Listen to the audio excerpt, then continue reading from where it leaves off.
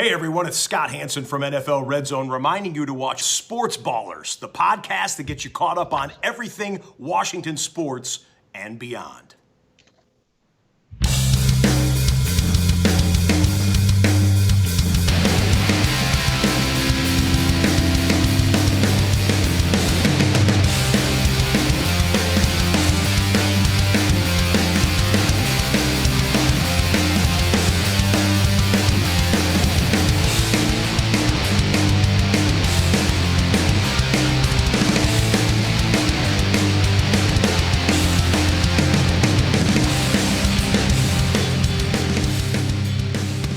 Hello and welcome to the latest edition of the Sportsballers podcast. I'm Evan Ash, joined as always by Corey Puffett and Eric Meyer.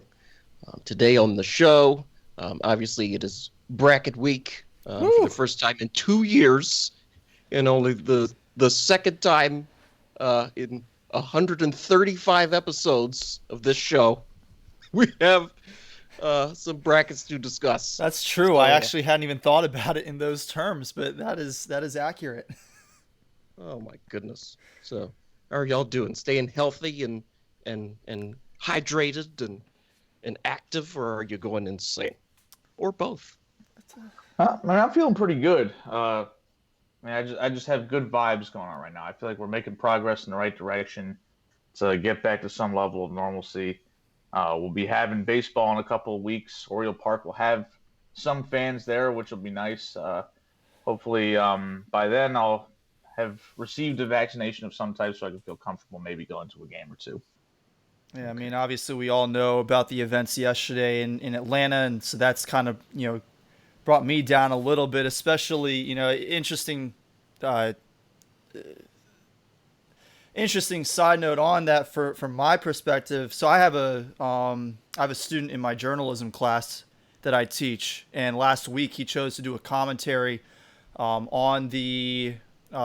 everything that's been going on with Asian Americans in the United States, the things they've had to deal with over the past year, in light of the rhetoric that President Trump spouted, calling it the China virus and things like that, and people, primarily his supporters, committing acts of violence against Asian Americans in this country over the past year. And so the fact that then, within a week of this student writing a really good commentary about this piece, and he is Asian American, he has dealt with this on a personal level over the past year, to have something like this happen, that's certainly brought me down. But on the coronavirus front, like Eric, I mean, I'm feeling pretty good about the direction that we're heading. We've seen making a lot of really good progress on things. Maryland is among the 10 worst states as far as their coronavirus vaccine rollout, but we seem to be heading in the right direction at least. Okay. I guess that's good. I don't know where Georgia is on that list. I would imagine near the bottom. State ranks near the bottom in a lot of things, fortunately. Well, you can't be too much further behind us, so at least there's that. Yeah. Alrighty, well, let's get started. We got some baseball. Brackets, obviously, but we'll start in the National Football League. Since I'm hosting, it's not first on the list, but I'm hosting this week. So the Baltimore Ravens have re-signed Derek Wolfe and Tyus Bowser on defense. Matthew Judon and Yannick Ngakoue went to the Patriots and the Raiders, respectively. I really liked the way Derek Wolfe played this season. And then Tyus Bowser, he feel like he puts up the same amount of production as Judon and more than Ngakoue did, but for less money than both of them. So obviously the salary cap is a major issue in the NFL. The salary cap went down for the first time in at least 10 years this coming season. So, it's going to be a little harder to spend a lot in free agency. I guess unless you're the Patriots. So, I mean, the Patriots got Hunter Henry, Jonnu Smith, our boy Nelson Aguilar, and then the aforementioned Matthew Judon. So, just hold on to everything that's not tied down. Otherwise, the Patriots are going to be signing it soon. Yeah, not to mention they gave Cam Newton a hefty raise. He was Yeah. making like 1 million last year. Now he's making 13.5. So that's another pretty big dent in the cap there too. Oh yeah. Yeah, I mean the Patriots, they kind of accepted their lumps in 2020. They knew that they were unlikely to be super competitive just based on their roster situation. They didn't really do a whole lot in the offseason leading up to 2020 to prepare for the season. Obviously, they lost their 20-year starting quarterback in Tom Brady, and that's kind of a big deal. A little bit. Yeah. But they I think really they prepared for this to be the off season that they would try to make a splash and start the process of reloading their team. I don't know that I would go so far as to call this a rebuild. I mean, it's hard to call it a rebuild when you've got a quarterback on a 1-year deal, and a quarterback who, for all the excuses that we can make for Cam, and I think that there are some legitimate excuses to make for him, he didn't perform that well last year. He had a couple of good games at the beginning of the season, got sick, had a few really good plays after that, but they were sporadic and inconsistent and ultimately inconsequential to their season. But if he can come back strong this year, then some of these moves, getting a couple of really good tight ends, getting a guy like Nelson Aguilar, who was terrible in Philly but actually played pretty well in Las Vegas this past season, those can be some really big moves to move that offense forward. Yeah, the Patriots kind of made a calculated decision here. I mean, they had more cap space than most teams just because of their current situation. They shed a lot of big name contracts. They got rid of Kyle Van Noy after the 2019 season. A lot of their key defensive veterans left. They've retooled their offensive line as well, which actually got a lot better from 2019 to 2020. The offensive line for the Patriots was actually one of the best in the league. So that's an area of strength. Of course, we talk all the time about the Patriots with their weapons. And Corey, you mentioned how it's, not really a rebuild. The Patriots never really had great building blocks anyway. I mean, we talk about how they've had just terrible drafts the last half decade, but even when they were really good, their teams, talent-wise, piece for piece, weren't that good. I actually did an obnoxious amount of digging around just through NFL history, and I went back and I looked at I took 5-year stretches where teams had the most success ever, and the most successful 5-year stretch we've seen in the Super Bowl era was the New England Patriots from 2014 to 2018. They made the conference championship game every time. They made 4 Super Bowls. They won 3. Nobody's had that stretch of success in a 5-year window. And so I'm looking at these other teams that are among them, like the 70s Steelers, the 80s 49ers, the 90s Cowboys, some of the 70s Raiders, some of the 70s Vikings and Cowboys and Dolphins teams as well. And as you see the success level rise, you generally see the number of Pro Bowl players accumulated over those 5 years rise. Like the Steelers had 42 Pro Bowlers combined in those 5 seasons. The Colts in the Peyton Manning era had 30 Pro Bowlers. The 14 to 18 Patriots had 16, and 5 of those were Tom Brady. So they had 11 non-quarterback Pro Bowlers, which is by far the lowest. It's half the second place team in terms of least number of Pro Bowls. So this team was always built to win because of Tom Brady and because of Bill Belichick. So it doesn't really take a ton to reconfigure this team to make them competitive because we know that they've got the best coach probably ever. And even though they don't have Tom Brady anymore, if they can get Cam Newton to play serviceable football with the way that they've been able to build their team and retool it, I think this team could make the playoffs next year. But if Cam doesn't get back to something resembling a starting quarterback that can consistently make accurate throws, then all these moves are just going to be window dressing. Mm-hmm. I agree with all of that. I believe the 49ers, they signed Trent Williams. Is it the 49ers or somebody else? No, it was the 49ers. The 49ers. Okay. The 49ers made him the highest offensive lineman in NFL history. Good for him. The 49ers, I think they're a really good team hiding in plain sight. I don't see why they would be bad other than they all get injured again, right? Well, Like their whole team got injured on the apparently terrible field in northern New Jersey in weeks 1 and 2. So, hopefully they stay healthy. I mean, speaking of which, Trent Williams has his own, spotty past as far as injuries go. But, I mean, if he can remain healthy, then yeah, this is a great signing. Regardless, I'm happy for Trent Williams. After everything that he dealt with here in Washington, he deserves a big payday. I do have, I would have my own concerns if I was John Lynch out there in San Francisco, shelling out that kind of money for a guy who has a pretty lengthy injury history. Yeah, but when he's on the field, you can make the case that Trent Williams is the best left tackle in football. Absolutely, 100%. So there is a little bit of a, the juice is probably worth the squeeze here, assuming he can maintain some level of health. You understand this is football, people get hurt, but it's definitely worth taking a risk, especially when you're the 49ers and you're a team that, despite last year's sort of hiatus from competing at the highest level due to all the injuries, they figure to be right there in the mix to potentially contend for the NFC again, especially if they're able to swing some type of deal to bring in a new quarterback that could potentially be a more reliable player than Jimmy Garoppolo, given the fact that Jimmy Garoppolo is probably an average quarterback, but the bigger issue is that he struggles to stay healthy himself.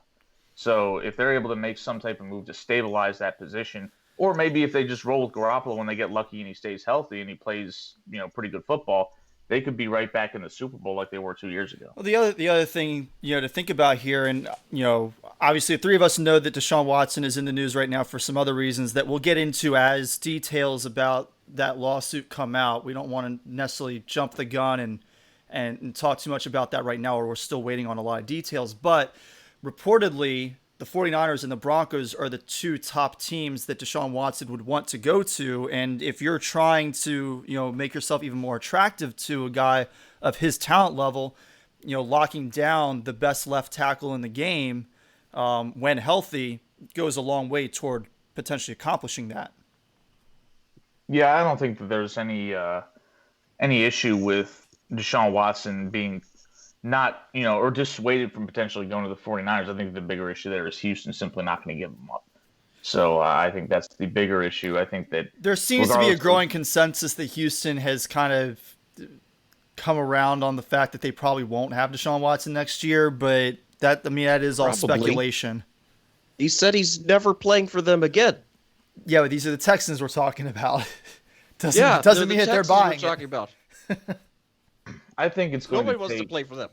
I think it's going to take a pretty big offer to get him out of Houston, at least this offseason, because, the Texans don't have to do anything with him. They can just let him sit on ice, and then if he says, I'm not going to play games, they can fine him and not pay him his money, and they can play that game for any amount of time that they really want. They probably should trade him sometime before the end of this coming season, but they're certainly not in any hurry, and any team that wants him is going to have to spring for him. We saw reports that the Bears went all out to try to get Russell Wilson out of Seattle. They offered like 3 first-rounders and were willing to give up a couple of starters. Now, that's a vague term. What's a starter mean? That could be there's 22 starters, and not all of them are good. And then instead, who'd the Bears end up getting? They ended up signing Andy Dalton, but right. My point was not to make fun of the Bears yet. We were going to get there. My point was that Seattle was, they were actually listening and interested in potentially dealing Russell Wilson, because it does seem like that relationship has fractured. But it also looked like Pete Carroll's, at this point, he's not exactly a spring chicken. Why the hell would he want to be a part of an entire rebuild? Because the Seahawks are not simply going to just trade Russell Wilson and be good in a year or two. They've got to pay a $39 million dead cap hit if they trade him. The desire to trade Russell Wilson definitely should not outweigh the potential consequences of that, which is to make your team demonstrably worse and pay the same amount of money for the worst product. Oh yeah. Well, if the Seahawks trade Russell Wilson, they'll definitely be the worst team in their division. Like, you can just lock it in there in last place. Oh yeah, We know the Cardinals are incompetent, but they have a quarterback though. They have good players. Yeah. Let's see. We mentioned that Andy Dalton went to the Bears. So now they have 3 quarterbacks that are just like, which is really about the best quarterback the Bears have ever had, frankly. They have Andy Dalton, who's all right. They have Mitchell Trubisky, who I think sucks. And they have Nick Foles, who is only good in an Eagles uniform. He's not on the Eagles. So this is like the third straight week that that you guys, that at least one of you has said something about like the best that the Bears have ever had the quarterback position. Jim McMahon was not a terrible quarterback. He was actually pretty good for a short amount of time. Okay. I'm sorry, Jim McMahon, you were good for a short amount of time, and you've been replaced by guys who've been good for no amount of time. Is that better? I would say that the guys that they have right now are not the best they've ever had. They actually had somebody who was pretty good. He had somebody who was aight. That's the best you'll get out of me for Jim McMahon. He was not that good. It's still better than anything they've had. It's still better than anything they've had since then. I don't know. Jay had a couple of okay years. I would say that Jim McMahon was better with the Bears than Jay Cutler was with the Bears. I mean, I don't know. I think that he was good for that 1 year, and then in garbage time. Well, I'm talking more specifically about Jim McMahon. He was the Bears' offense was trash except for in '85, which is the reason why they won the Super Bowl, because the defense didn't really get a whole lot worse before or after that. Like in the surrounding years, it was just that 1 year they managed to make something work on offense. But what can you do? Jim McMahon also got hurt all the time. I mean, he only played, his career high in games for the Bears was 13, and that was in 1983. He only played 11, or he only started 11 games for the Bears in 1985. So that's true. And what, the 16 game season started in what, 76? Yeah, these were 16 game seasons that he was only playing 13 games in. So right. And the rest of the time he was playing 6 or 7 or 9, just not a whole lot of games at all. So that was a big issue for him, for sure. Unless you stink, and then they just prefer not to have you. So we're splitting hairs on who the best quarterback since Sid Luckman was back in 1950. It's got to be Jay Cutler. It's debatable. The fact that we're debating Jim McMahon versus Jay Cutler just speaks to the point that the Bears have no success at finding quarterbacks. I mean, they haven't had a good one since the Korean War ended, and that's pretty telling. And that trend continues because they've just decided to double down and stack quarterbacks that stink. Because I'm not willing to call Andy Dalton all right anymore. I mean, he used to be when he was with the Bengals at his best, but he's declined, and now he's thoroughly a backup quarterback. And the funny thing is, the Andy Dalton was available for $3 million last year. Instead, they traded a 4th-round pick to pick up $21 million Nick Foles, and then they paid Andy Dalton $10 million this year. So it's a grand total of a 4th-round pick and $28 million because you decided that you wanted to give Mitch another shot last year. And then you kick Mitch to the curb when he might have been your best option coming into this year. So did they get rid of him? He's gone. I think that happened. I'm pretty sure he's gone. I mean, I don't think they picked up his option. Oh. I mean, there's no way. If they didn't pick up his option, then he's gone. So he's out on the street now. He's a free agent. So talking about Mitch Trubisky. Yes. Yeah. No, he's out right now. It's Nick Foles, Carson Wentz, and Andy Dalton. Well, Carson Wentz is with the Colts. Oh, I'm sorry. No, so who did they bring in then? Who else did they bring in? They brought in Andy Dalton. Him and Nick Foles and who? I don't know if there's a third guy. All I know is that Nick Foles and Andy Dalton are there, and they're both terrible. Those options stink, and I find it hilarious because they could have spent half that money just picking up Trubisky's options to kick the tires on him for a 5th year. And then when he inevitably wasn't that good, they could have, just gone from there. But instead, now they're going to have a worse quarterback and then another worse quarterback sitting on the bench making twice the money they would have been paying Mitch. Plus, they gave up a 4th-round pick for Foles for some reason. I mean, what the hell were they thinking? I don't know. I would have stuck with Mitch over both of those two. And, Ryan Pace is going to have a really impressive job trying to hold on to his gig this year, because the fact that he didn't get fired already is amazing to me, because he's completely screwed up the quarterback situation in Chicago, and it doesn't look everything. It doesn't look like they have much of a plan to rectify that. I mean, they're not in any position to draft one because they made the playoffs somehow. My bad. In God's name was that? Pressed a tab that apparently had a sound linked to it, and just about blew out my ears too. Yeah, so I'm looking to the west, just to see a big mushroom cloud from exploding from Mike Wilbon's apartment, in Chicago, for just all the shenanigans. His house in Arizona or DC. Yeah, wherever. Maybe he's in DC now, so maybe I should look a little bit to the southwest and just be like, hey, that's. I think he lives in Bethesda. So. Okay, so somewhere over there. I'm sure Wilbon's not thrilled about any of this, and I wouldn't blame him. I'm sure Big Cat hates it too. So, well, I mean, Wilbon wants Ryan Pace fired like tonight. He wanted him fired like 2 years ago. Yeah.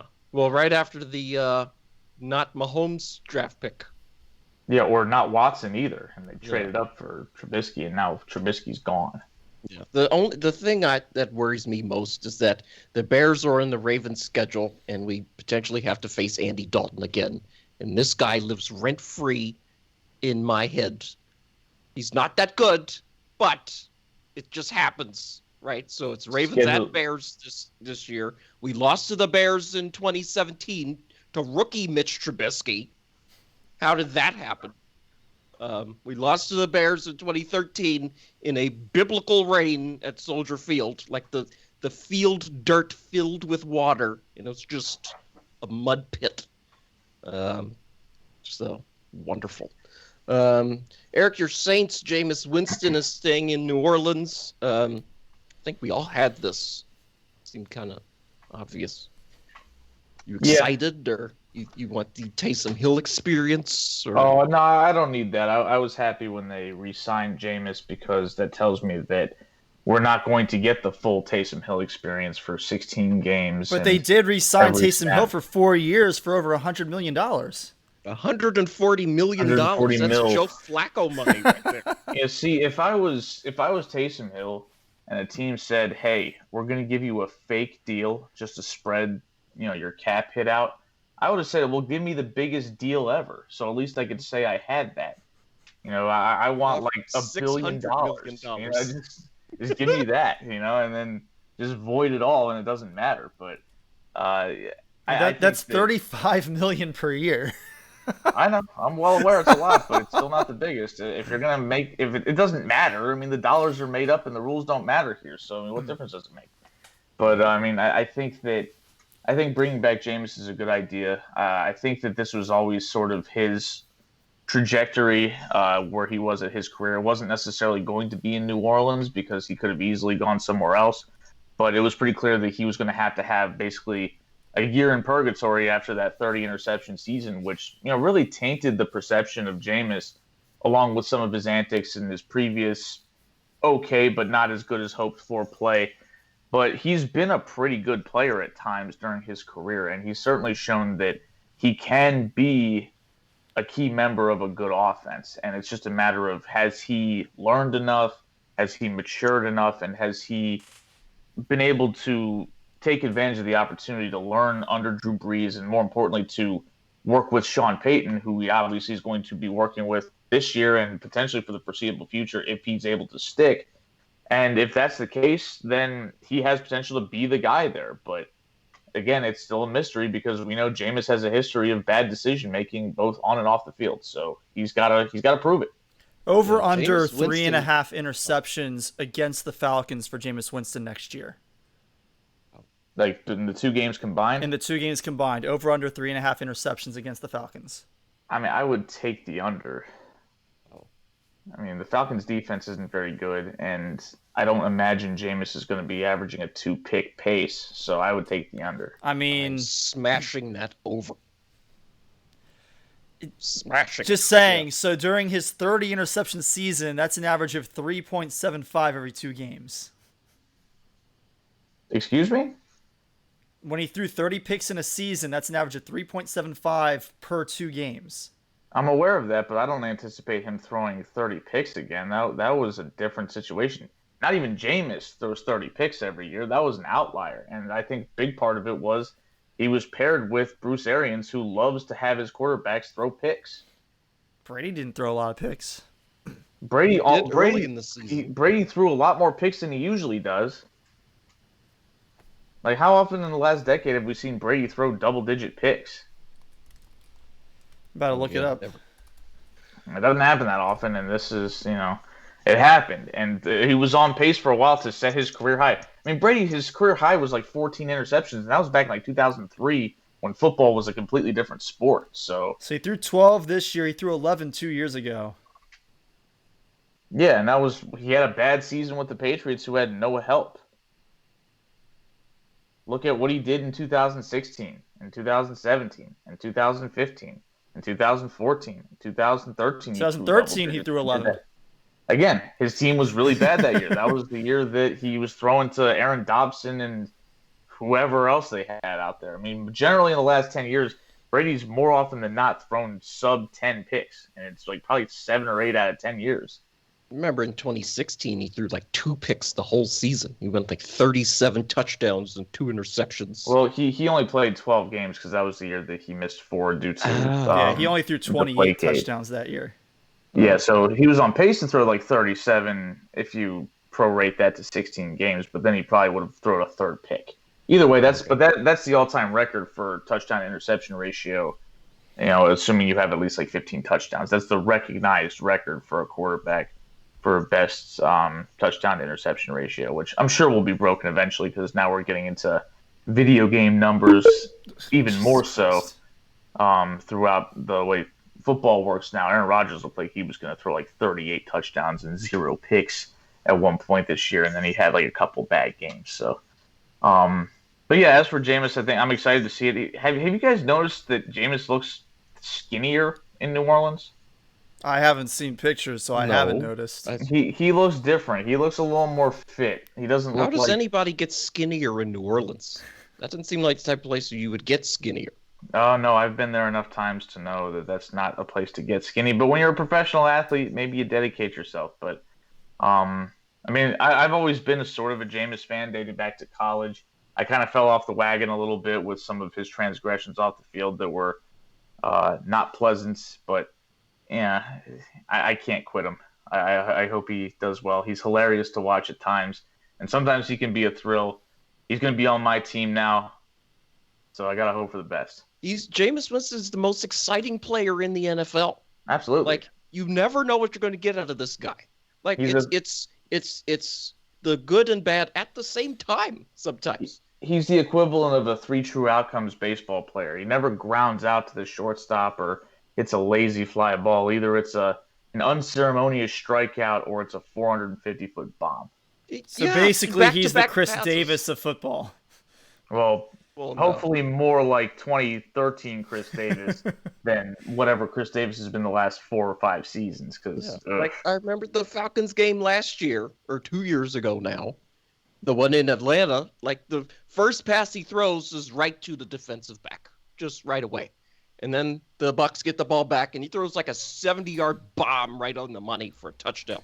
Like, it doesn't look like the same guy. I made a prediction in the lead-up to their game. I think it was against the Lions that year. And I was like, Jameis Winston is going to throw a couple of picks early in this game, and the Bucs are going to be down, and then he's going to bring him back.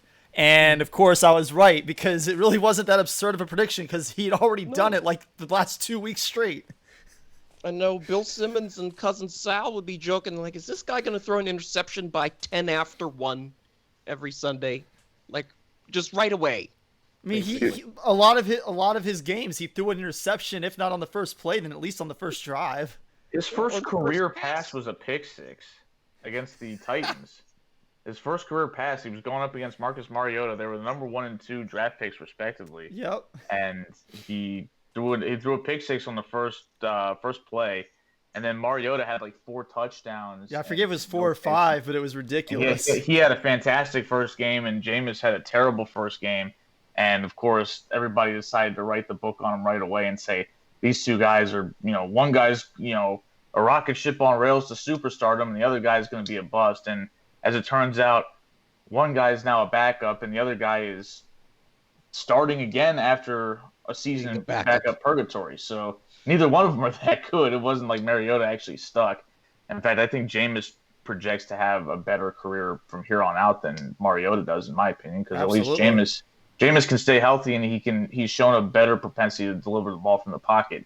And we actually know that he's getting a chance to start again. Mariota, he might never get that chance again. I mean, Mariota got some looks this offseason. Like, people were really interested in him. He had that one sort of decent game in relief of Derek Carr. Yeah, and Jameis Winston's the greatest playoff passer of all time. He's thrown one career pass, and it was a deep touchdown. It's amazing. Oh. Perfect passer rating, baby. Perfect QBR, greatest DVOA of all time. What a beast.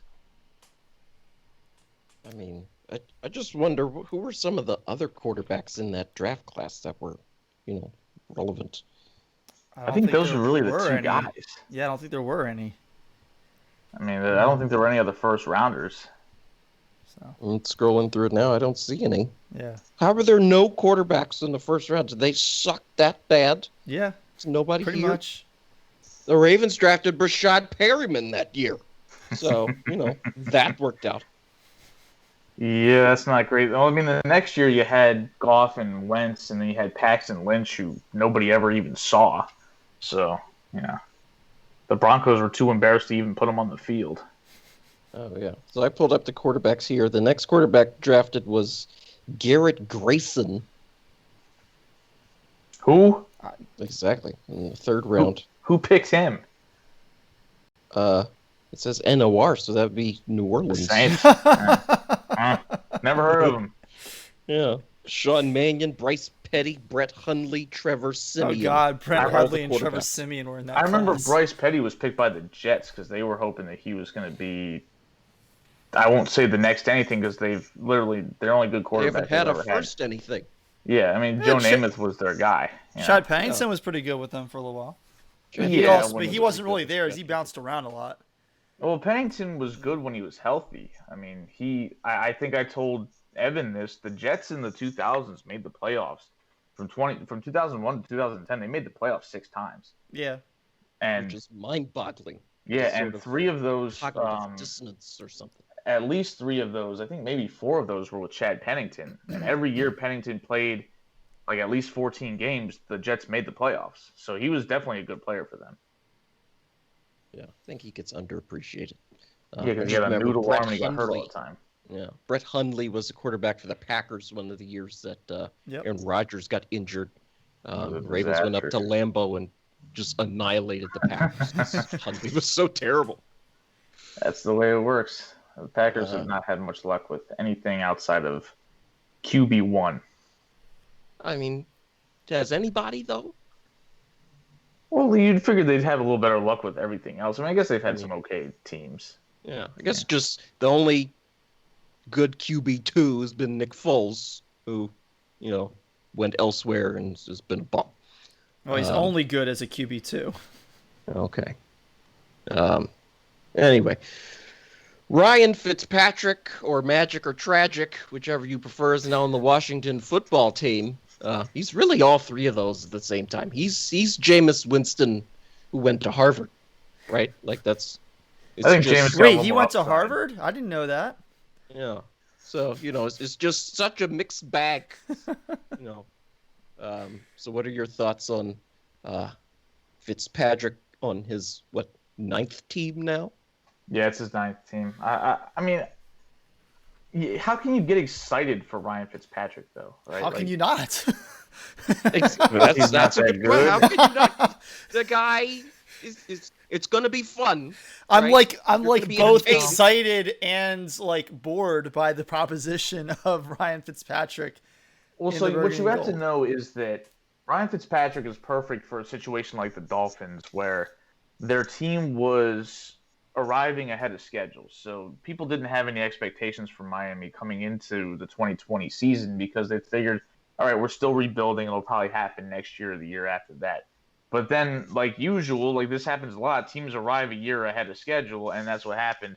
And Fitzpatrick happened to be the trigger man at the quarterback position. So at that point, Fitzpatrick just made everything grand because he could go win you games, and he's doing stuff on the field that's hilarious. He's getting his helmet turned this way, and he's just heaving it down the field, and he's stealing the game against the Raiders, which was pathetic by Oakland, or Vegas. I'm sorry, but it's to me like with this team, it wasn't as bad as Sam Darnold stealing the game from them. Oh my God. But there's a modicum of expectations for the Washington football team just because they have a good defense. They made the playoffs, which of course people are going to bring up. And the NFC East is still trash. I mean, even with Dak re-signing with the Cowboys, I'm figuring the Cowboys will be the favorites to win the division. But even before he got hurt, the Cowboys defense was horrible. Ezekiel Elliott looks like he's playing on planet Pluto or something like that. He's lost his edge at this point. So it's possible the Cowboys could flounder again, which would open the door for the football team. But the issue is that Ryan Fitzpatrick has literally never made the playoffs in his entire life. And he's been in the league long enough where you figured that he would fall ass backwards into at least one. He had some opportunities to do so, namely with the Jets in 2015. All he had to do was not throw 3 interceptions in the fourth quarter against the Bills, but he threw 3 fourth quarter interceptions against the Bills, and they lost, and they missed the playoffs. So, this is just a trend with him. And even when the team doesn't have to win as many games probably to get in, he just seems like he does just enough to keep you interested, but never quite enough to actually get you somewhere where you can feel happy about your season. I like the implication that is last year. Yeah, they almost made the playoffs last year against the Dolphins, with the Dolphins. Yeah, they almost. The Dolphins played like absolute crap against Buffalo, even though Buffalo had nothing to play for. Like Buffalo beat the Dolphins in Week 17 by mistake. They're just like, whoops, we're up by 50. Yeah, just absolutely pasted them. I mean, there was some level of, I think they had something to play for seeding, like a 2 or a 3, but they generally didn't care. Josh Allen came out of the game pretty early. It was just a curb stomping, but Fitzpatrick also didn't play in that game too. Yeah, he had COVID, but he was on the roster. Yes, he was. And but they were messing with the whole QB situation down there, and so you kind of can't necessarily fault Fitzpatrick for that. I liked the implication, by the way, of Ezekiel Elliott playing in a place that does not exist. Yes, I realized Pluto was not a thing because Pluto is not a planet anymore. Yeah, but so at first I saw the $12 million deal. I think it's $10 million with but can go up to $12 million with incentives. The money. I was kind of scratching my head at that, but then when the Bears decided to give Dalton $10 million, I was like, okay, I mean, he's definitely worth $2 million more than him. I'm glad that they got somebody for the competition, for competitive purposes at the quarterback position, so it's not just Taylor Heineke. Like the two of them have to work at it. I do think it's a little bit interesting that Fitzpatrick would be willing to go to a team where the coaching staff seems to be willing to roll the dice on Heineke if that ends up being their decision, considering he's leaving a situation where he was so heartbroken essentially when they decided to name Tua the starter and bench him, what was it, 6 or 7 weeks into the season? So I found it a little bit weird on his part that he decided to come to Washington. I guess he feels really confident that he can be the starter. I'd like to see Washington go and get somebody else. They've got the money to do so. If they want to. Now, they've gotten rid of Haskins.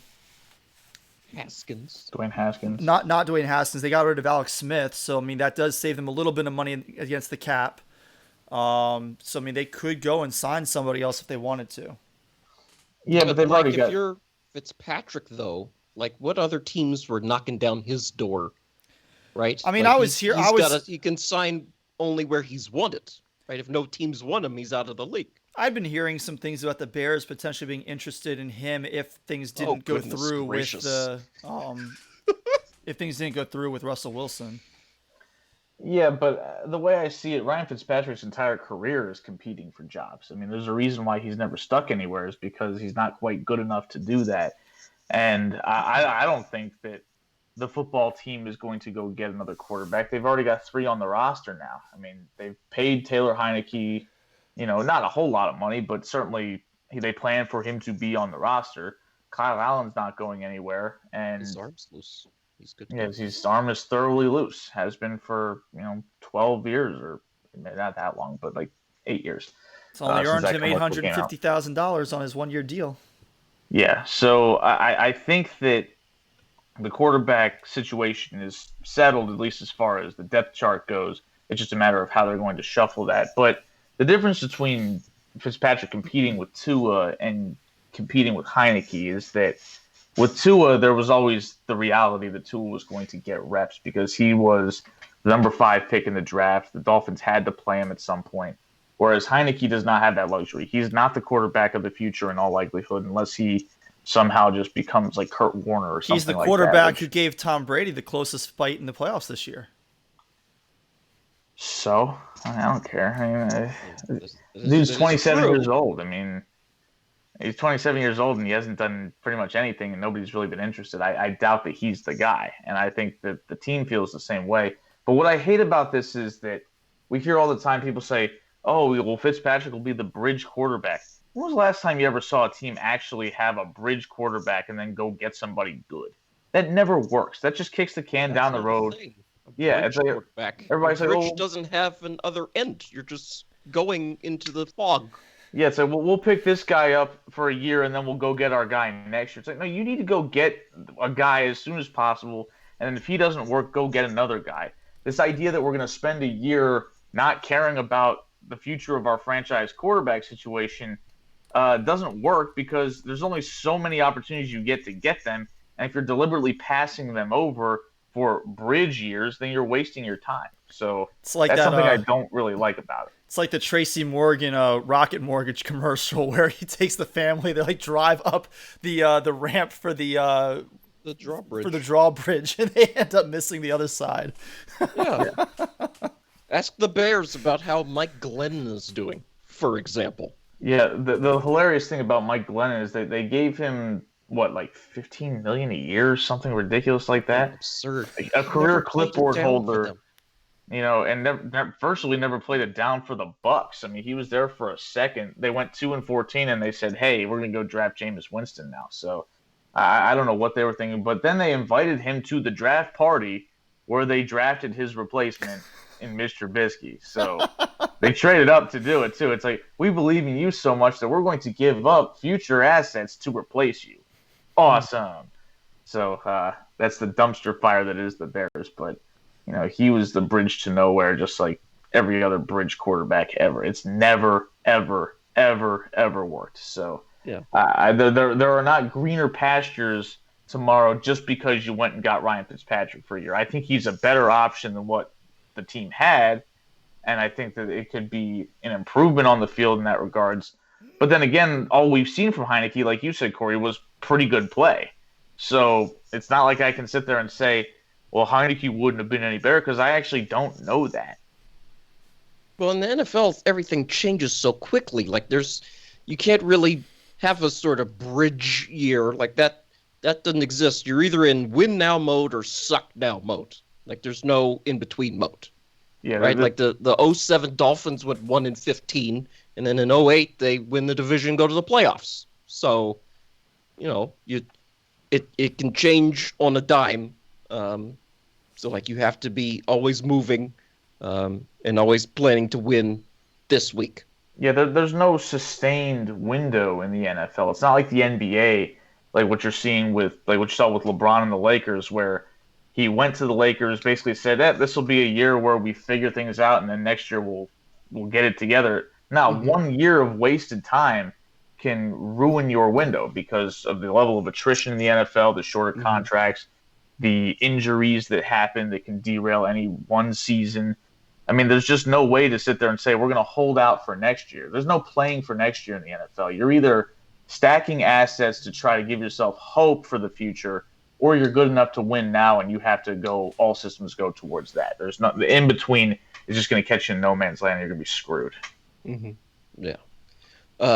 So could one of you tell me who William Jackson is? Yeah, I don't know. So he's the new cornerback that Washington paid like $13.5 million per year over 3 years to get. He was with the Cincinnati Bengals for the last few years. So he got injured leading into his rookie season. I almost call it freshman season. And the next year after being injured, he had a Pro Football Focus grade of 90 in his second season in the NFL. He was really good. He was expected to be like that next great shutdown cornerback. And since then, he has not done as well. And this year, I think his PFF grade was like 70, which ranks him like 20th among cornerbacks out of like 120 of them. So he's not terrible, but he's pretty good. He has not come anywhere close to what he was in his first season of play. And that doesn't exactly make him somebody that I would pay $13 million a year to get, especially after some of the other cornerbacks that we've signed in the past who haven't ended up really being that great for us. I mean, a couple years ago, we went and got Ronald Darby, the former Eagle, and he wasn't very good for us. We went and got Josh Norman from the Panthers. And I mean, he had a year or two where he was decent for us, but he was never as good as he was with the Panthers. And by the end, his play was awful for us. So it seems like we're just grasping at straws for the next, great cornerback to have. And I don't know. Like I think he could be. I think William Jackson is a good addition to our secondary. I'm pretty happy with the young players that we have on our secondary. I don't think that we have a lot of great talent, but I think we have a lot of really adequate talent that coincides with each other. They play together well. I hope that he fits into that. I just don't know if he's really going to be worth the money that we're paying him, because that's a lot of money for everybody makes a lot of money. I know everybody makes a lot of money, but $13.5 million per year for a guy who's barely in the top 20 cornerbacks according to one metric, granted, but I don't know. We'll see. I mean, the thing about the money, though, is I refuse to get caught up in that until it starts affecting your ability to maneuver the cap. And I don't think Washington's in jeopardy of that. When you tell me stuff like we're paying Ryan Fitzpatrick up to $12 million, I'm like, who cares? He's there for 1 year. I realize this is a 3-year deal, but, that probably tells me that realistically, they probably only have to pay him for 2 before they can cut him and get off pretty much scot-free as far as financial implications. I doubt that $42 million is all guaranteed. So, I think that given the fact that they just lost a corner, so they had to replace him. This guy's got a history of being recently pretty good. So apparently had flashes of being great at one point. So, I mean, if he makes the defense better, I'm not going to worry about it. It's not like they gave him a 5-year deal. So I think it'll be fine. But, I am curious because I had not heard of this person. So I find that interesting. But I guess sort of an aside I wanted to bring up that has nothing to do with Washington. Apparently Jacoby Brissett is going to the Dolphins, which I think is hilarious because we just had a whole season where Tua and Ryan Fitzpatrick were grappling for that starting quarterback position. And as far as I'm concerned, Jacoby Brissett's just as good as Ryan Fitzpatrick. So what's going to happen there? I mean, is it possible that Tua is going to end up getting benched again? I mean, can they really do that to him? Or, I feel like they're putting themselves intentionally in a position to potentially remove Tua, which tells me, honestly, I don't think the Dolphins really believe in the guy. If nothing else, it's certainly putting them in a position to sow controversy. Yeah, I mean, because again, Brissett is good enough to win games in the NFL. Like, he led the Colts to quite a few wins in the season before Rivers got there.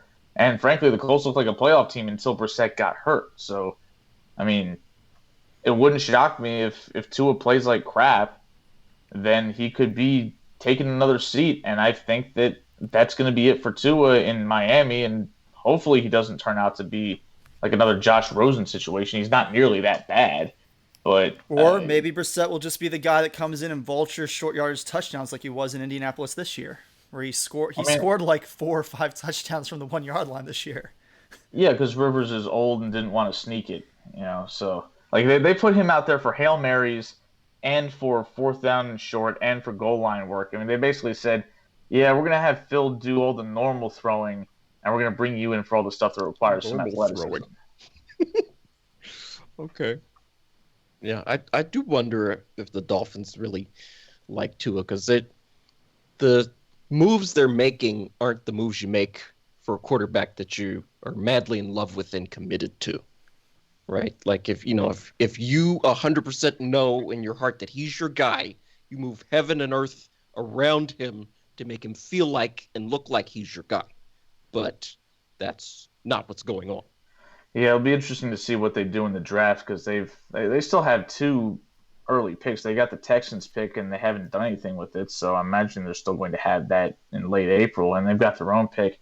If they don't pick some receivers or something that's built to help the passing offense, I think that's going to be your telltale sign that they're kind of ready to move off of Tua if he can't prove himself any better than he has, and if they don't give him any help, that tells me that they think that's already part of the plan anyway. So we'll see what happens.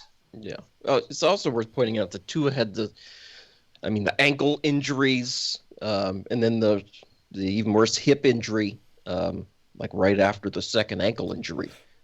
So that hip injury was very serious, and it hadn't even been a year, and he was playing last season. So, maybe he's not at maybe what we saw last year wasn't the best he could be in terms of health. That's very true. He definitely looked like he was a step slower. I mean, because in college he was quick. Like he had a lot of wiggle. He wasn't just a pocket passer that threw ropes. He loved to do that too, but he had a little bit more athleticism. Whereas this year, it seemed like I don't know if he was really slower. He seemed definitely more reserved and less trusting of his athleticism, and he didn't quite look to do that as much. So, I still think Tua is a very talented player, but I'm just basing this off of what I see from how the Dolphins have handled him. They don't seem to be that hot on him. I hope he proves them wrong because, frankly, the Dolphins otherwise have done a tremendous job building that franchise up. I think they had a slam dunk hire with Brian Flores. I think they've done a good job developing their players. And I think they've done a really good job fleecing other teams and getting them to cough up draft picks to help bolster their team even more. They just have to get this situation right in order to really make it count. And if they don't, then they're going to have to hit the reset button, and that's going to suck. Yeah. They'll be tanking for somebody else. That won't be fun. On to Major League Baseball. Opening day is 2 weeks from tomorrow. Woo! So, get excited about that. So, just like with football, I'm hosting. So we'll start with the Orioles. Former King Felix is hurt now. He has elbow discomfort, and when you're as old and as experienced as Felix Hernandez is, elbow discomfort. It's not one red flag. It's a whole, all of the flags in the entire world being red and waving at the same time. This doesn't sound good at all. I can't imagine this having a good outcome. Yeah, the people that were in the know seem to be very, very concerned about the direction this is going to go. And, of course, this is a double whammy for me because, I love the Orioles, but I also love King Felix. He was my boy for a long, long time. With the Mariners, I still have his jersey in my closet. It is a Mariners jersey. It is not an Orioles jersey. I did not go out and buy an Orioles jersey. You didn't go get an Orioles Felix Hernandez jersey? No, I did not. But okay. I was always, people who have listened to the show know that I've tempered my expectations for Felix, especially in Baltimore, given what he's been through the last few years with the decline in his velocity and his command and things like that. Plus, he's dealt with significant numbers of injuries, which correlate highly with some of those loss of effectiveness. So I think that, him sustaining an injury like this didn't surprise me. But when you hear elbow that sounds like, potentially shut it down for the season type of stuff, which is the last thing you want to hear for a pitcher. But I mean, I guess we'll wait to find out what the actual prognosis is on him. But I'm not holding out a whole lot of hope that it's going to be anything good. Yeah. So hopefully hopefully it's not that bad, but it certainly doesn't sound good. Sticking with the Orioles signed, I think, third baseman Maikel Franco to a 1-year, $800,000 deal, $200,000 in incentives, and a bonus if he's traded. So it doesn't really move the needle that much. It's like, ooh, yay, we did something. I think it speaks to how little faith the Orioles have in Rio Ruiz, because he can't hit, and he's a okay fielder. He's not. I mean, I think we've been spoiled with Manny Machado over there, right? Like it's every third baseman gets compared to Manny Machado, and that's not fair. Yeah, and for the older heads, they get compared to Brooks Robinson, so that's even who was more better unfair. than Manny Machado. Yeah, so which also isn't fair. Yeah, so you had Manny's probably one of the 20 best third basemen defensively that we've ever seen, and Brooks Robinson is the decisive best third baseman defensively that we've ever seen. So when you watch Rio Ruiz throw the game away last year when the Orioles were red hot and looking like they were going to pretend to get into the playoffs in the 60-game season, and you just watch him throw a ball away in just a horrible throw, you're just like, that would never have happened with Manny. But oh yeah, Rio Ruiz was hot last year with the plate. He had that one ridiculously good play where he kind of fell on his face, but he still managed to shovel the ball to second base and get a key out. Yeah, so that was a thrill. He's got legendary hair, so you got to give him props for that. And we'll see that. See, it's like Samson though. You can't do that. It's gone. Okay, well then he's going to be gone soon too. Then that's his own. He's now no longer interesting without the hair. So yeah, I just don't. I mean, but this is the Orioles. This is rebuild Orioles. None of these guys have any expectations from me other than some of the ones that have proven themselves already, like Trey Mancini. Although I'm limiting my expectations for him given all that he's been through as well. But certainly Rio Ruiz is not a guy that I look at and say, oh yeah, I'd like to see, like a solid 820 OPS out of him and a plus defense. Nah, I'm fully expecting. I'd like to see it, but I would like to see a lot of things. I would expect replacement level play at best. Yeah, Rio Ruiz shouldn't expect to be on the next good Orioles team.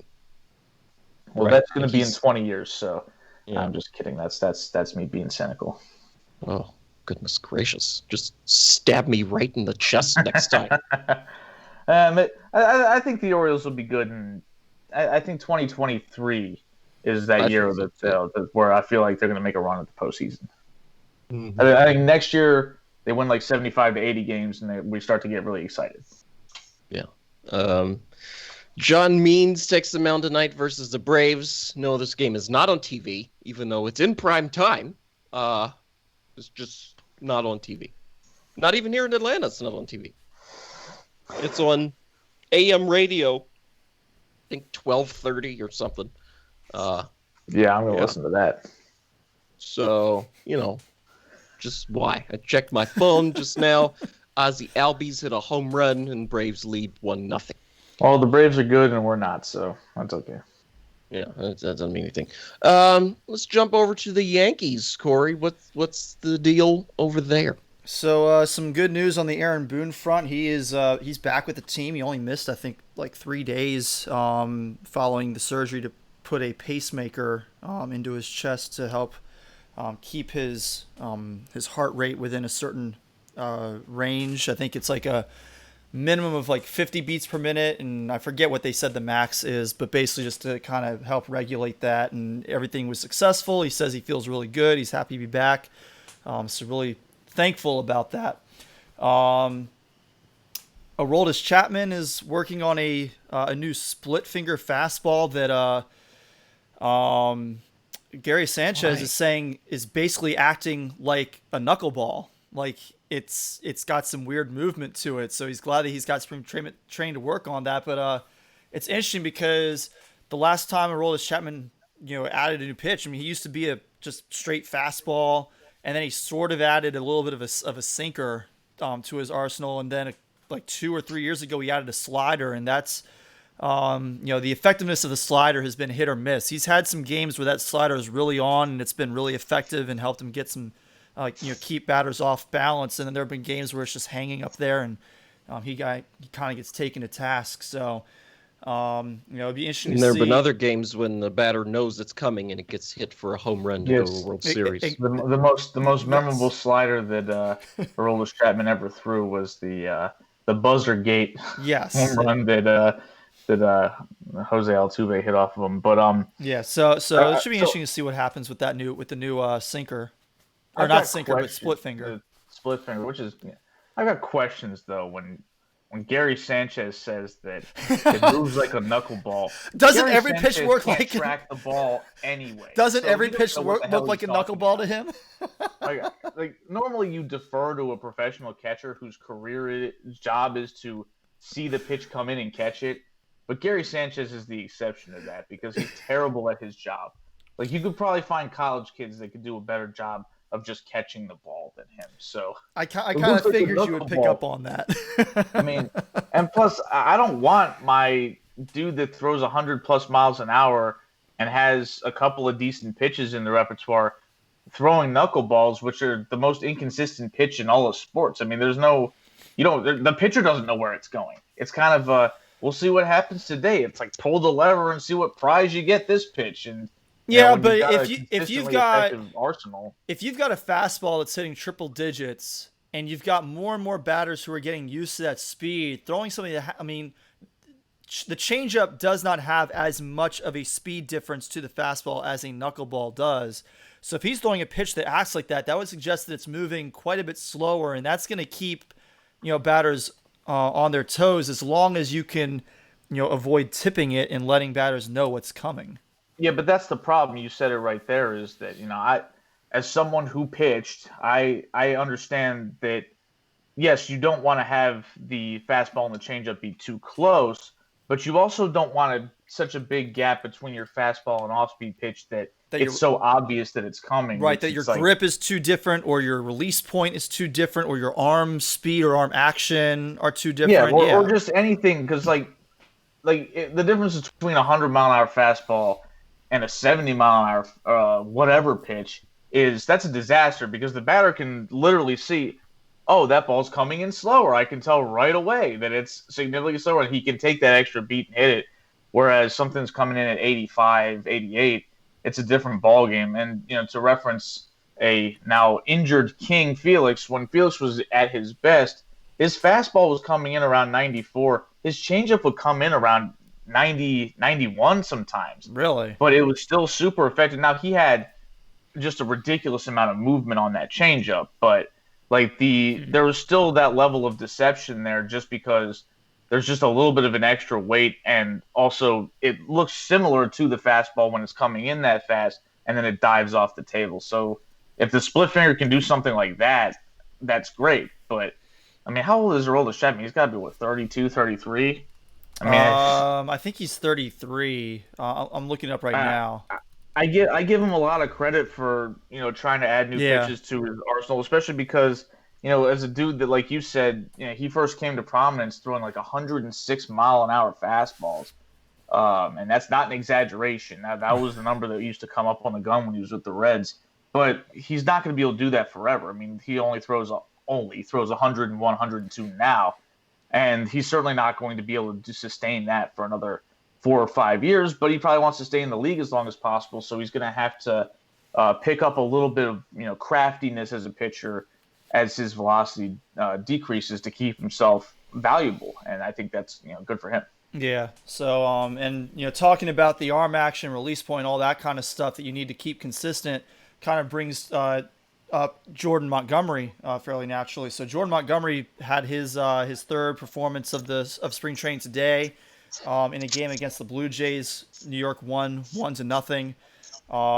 And Jordan Montgomery pitched 5 innings. This is kind of the part of spring training where you start to take some of the training wheels off of the pitchers. You don't limit them to 2 or 3 innings anymore. So he went 5 innings, walked 1, didn't allow any hits, had 4 strikeouts. I'm trying not to get too excited about Jordan Montgomery because this is a guy who, in his spring training career, has an ERA under 3, but his career regular season ERA is over 4, and last year he was in the 5s. But his ERA this spring training is under 1. So he's pitching really well right now. And he's a guy who, coming up, was touted as the guy who his fastball, his changeup, his slider, and his curveball all have the exact same arm action and the exact same release point, which is incredibly rare to see all of those pitches coming from the same release point. Because at that point, the batter has to rely on the rotation or even, the follow through. But if you're paying attention to the follow through of the pitch, then you're not watching the ball come in. So you're at a severe disadvantage at that point. So hopefully he can sustain that success into the regular season. I like seeing him pitching so well right now, but try not to get too excited over spring training stats. And then another big name out of the pitching rotation, Luis Severino, who hasn't pitched in a couple years because he had Tommy John surgery a little more than a year ago. He had a bullpen session last week, his first one since that surgery, and our pitching coach described it as the most aggressive bullpen session he's seen in a return from Tommy John ever. He just looked so comfortable and absolutely no hesitation to just let it air out. And they're putting him on a pitch count, and right now they're keeping him just to fastballs. Severino said that he's hoping that they won't limit him to that for too long. He'd like to start throwing in the changeup and start getting to the movement pitches before too long. But he's eyeing a mid to late summer return to the rotation, which would be a welcome addition for the Yankees. Oh, absolutely. He's when he was at his best and when he was healthy, he was terrific. He was an ace. He was ace caliber.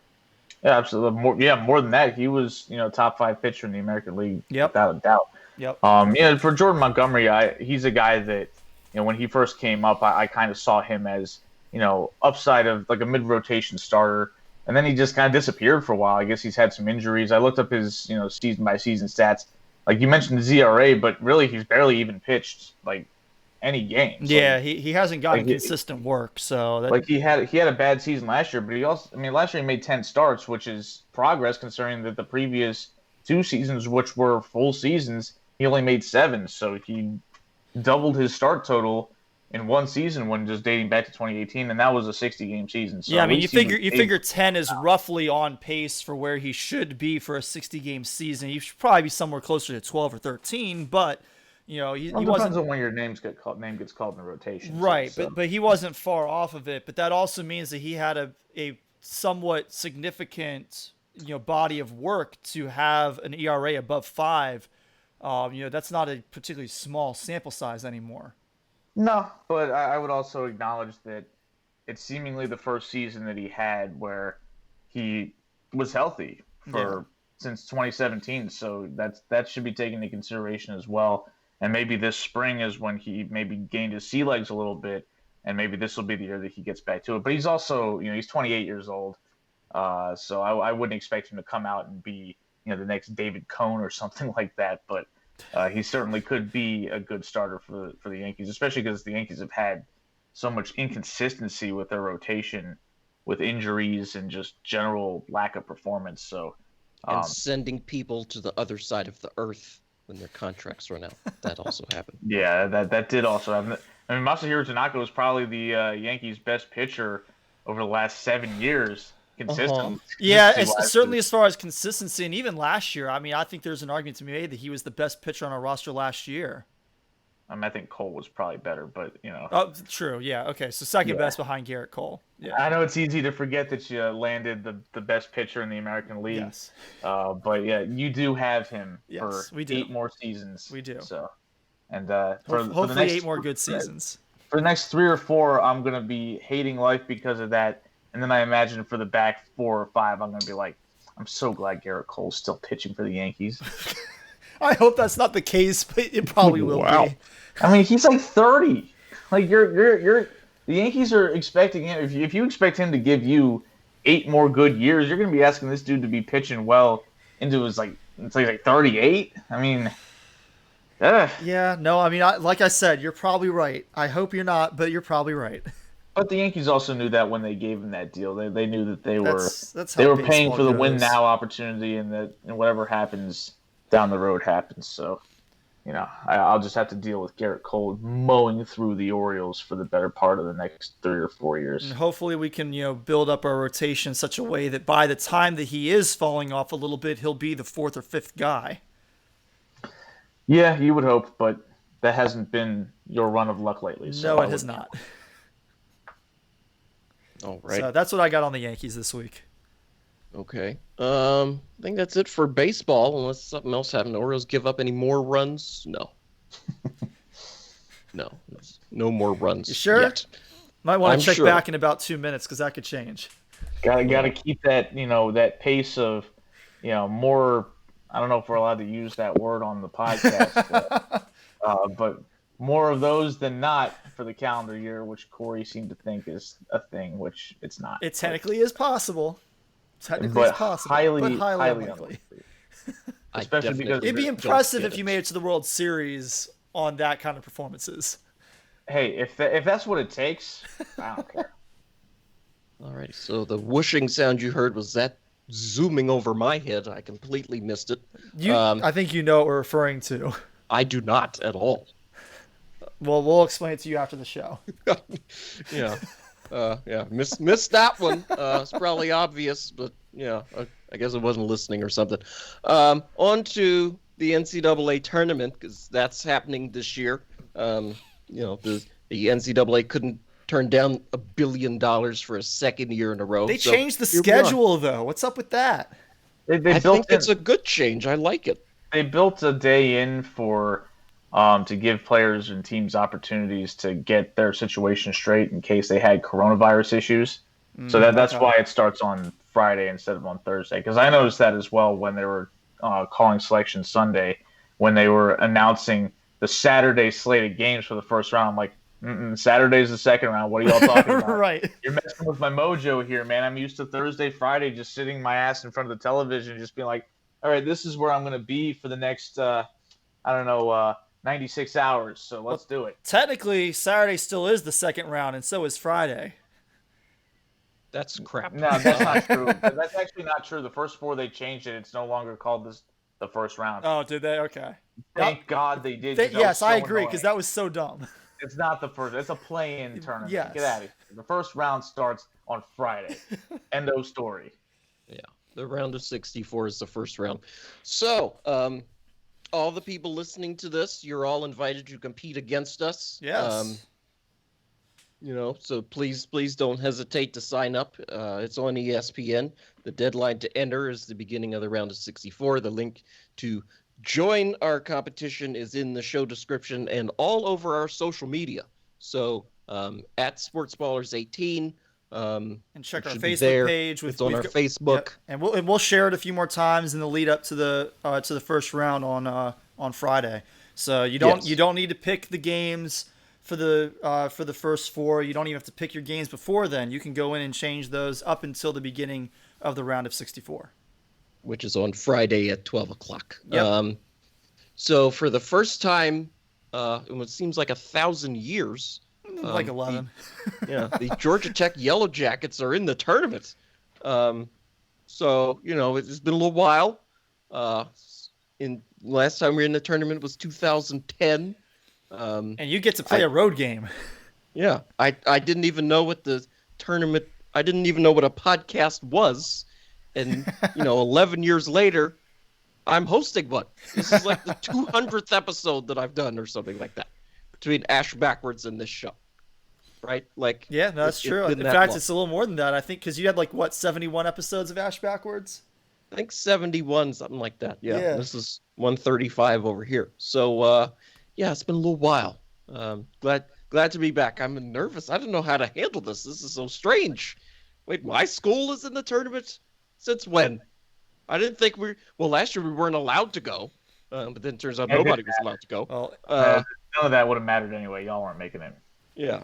Enjoy it while it lasts, because I'm sorry to say, Evan, I have your guys being bounced in the first round. Oh, do you have them making it out of the playing game? Or they're not in the playing game. Okay, that's right. You're right. What? I'm sorry. For some reason, I thought. What are you looking at? For some reason, I thought Georgia Tech was in the playing game. But you're right. You guys were 9. We're ACC champions. Don't roll your eyes at me. I will. Are we not ACC champions? Did that not happen? That's the most technical championship. It doesn't matter. They are ACC champions, and the ACC champion is not going to play in the playing game. Give me a break. Yeah. They could have. I mean, come on. Like, the ACC was garbage. Yeah, but they also let way more ACC teams in than probably should have been let in. Yeah, that was making me nervous on Selection Sunday when I'm seeing all these crappy ACC schools get in. I'm like, wait, why are what's going to happen to Maryland? Because Maryland's better than all of these teams. Why are they letting so many ACC teams? Maryland got a 10 seed. Yeah. Well, and they actually explained, because Maryland was actually they do the overall seeding where they give you like that, so that you have the 1, 2, 3 seeds and stuff like that, but you have them ranked in 1 through 4, and that's how they bracket them. Maryland was actually the 36th overall seed, which would imply that they were a 9 seed. But the NCAA tournament likes to maneuver situations like that to prevent first-round matchups between conference rivals. So they made Maryland a 10 seed instead, so that way they wouldn't match up against, I believe there's somebody on the 8-9 line that's a Big Ten school. There is not. Oh, there's No. Wisconsin. Well, yeah, Wisconsin is in that line, but like they could have just matched Maryland up against one of the other 18 or one of the other 7 teams in that line. Yeah. Okay, but they have to maneuver it somehow. I don't know, Yeah. Corey, but that's what Maybe they there were said. too many from another conference. I don't know. Either way, it should be It's fun weird. because Rashonda is a Connecticut. She grew up in Connecticut, so No, she likes Duke though, so it's not really. she also likes UConn, just not the same way because she went to Duke. She went to Davidson, she went to Duke, so those are her teams. But she's still gonna root for UConn this weekend. Yeah, I get it. I mean, UConn and Maryland love to take all the Jersey people away that don't want to go to Rutgers. So To be fair, Maryland did beat UConn on their way to their national championship in 2002. yeah, like 19 years ago. Yes, I'm very familiar Remember that. with that was in the Elite Eight. That was the best game that Maryland got in that tournament. Karan Butler was playing for for UConn. I would say that the Final Four game against Kansas was pretty good. That game wasn't really that good. Maryland was up by 20 in the second half. It took a little while to build that lead. Kansas was playing us pretty tough for a little while. Yeah, but by crunch time, Maryland had the game in hand. The game against UConn was tight. Well, yes, the UConn game was very tight. So was the championship against Indiana, but like that game was so sloppily Maryland played. so badly. That was such a terrible championship game. Well, because It's awful. Maryland played terribly for most of the game, and then when Indiana took a brief lead with 7 or 8 minutes left, then Maryland basketball returned, and they just completely dominated Indiana for the rest of the way. Like, it was a clinic from that point. Like, they got a lead, Juan came down, hit a 3, and that was over. Like, it was just a blowout from there. So Yeah. like Maryland was winning that game by double digits. That game was also in crunch time was not in doubt.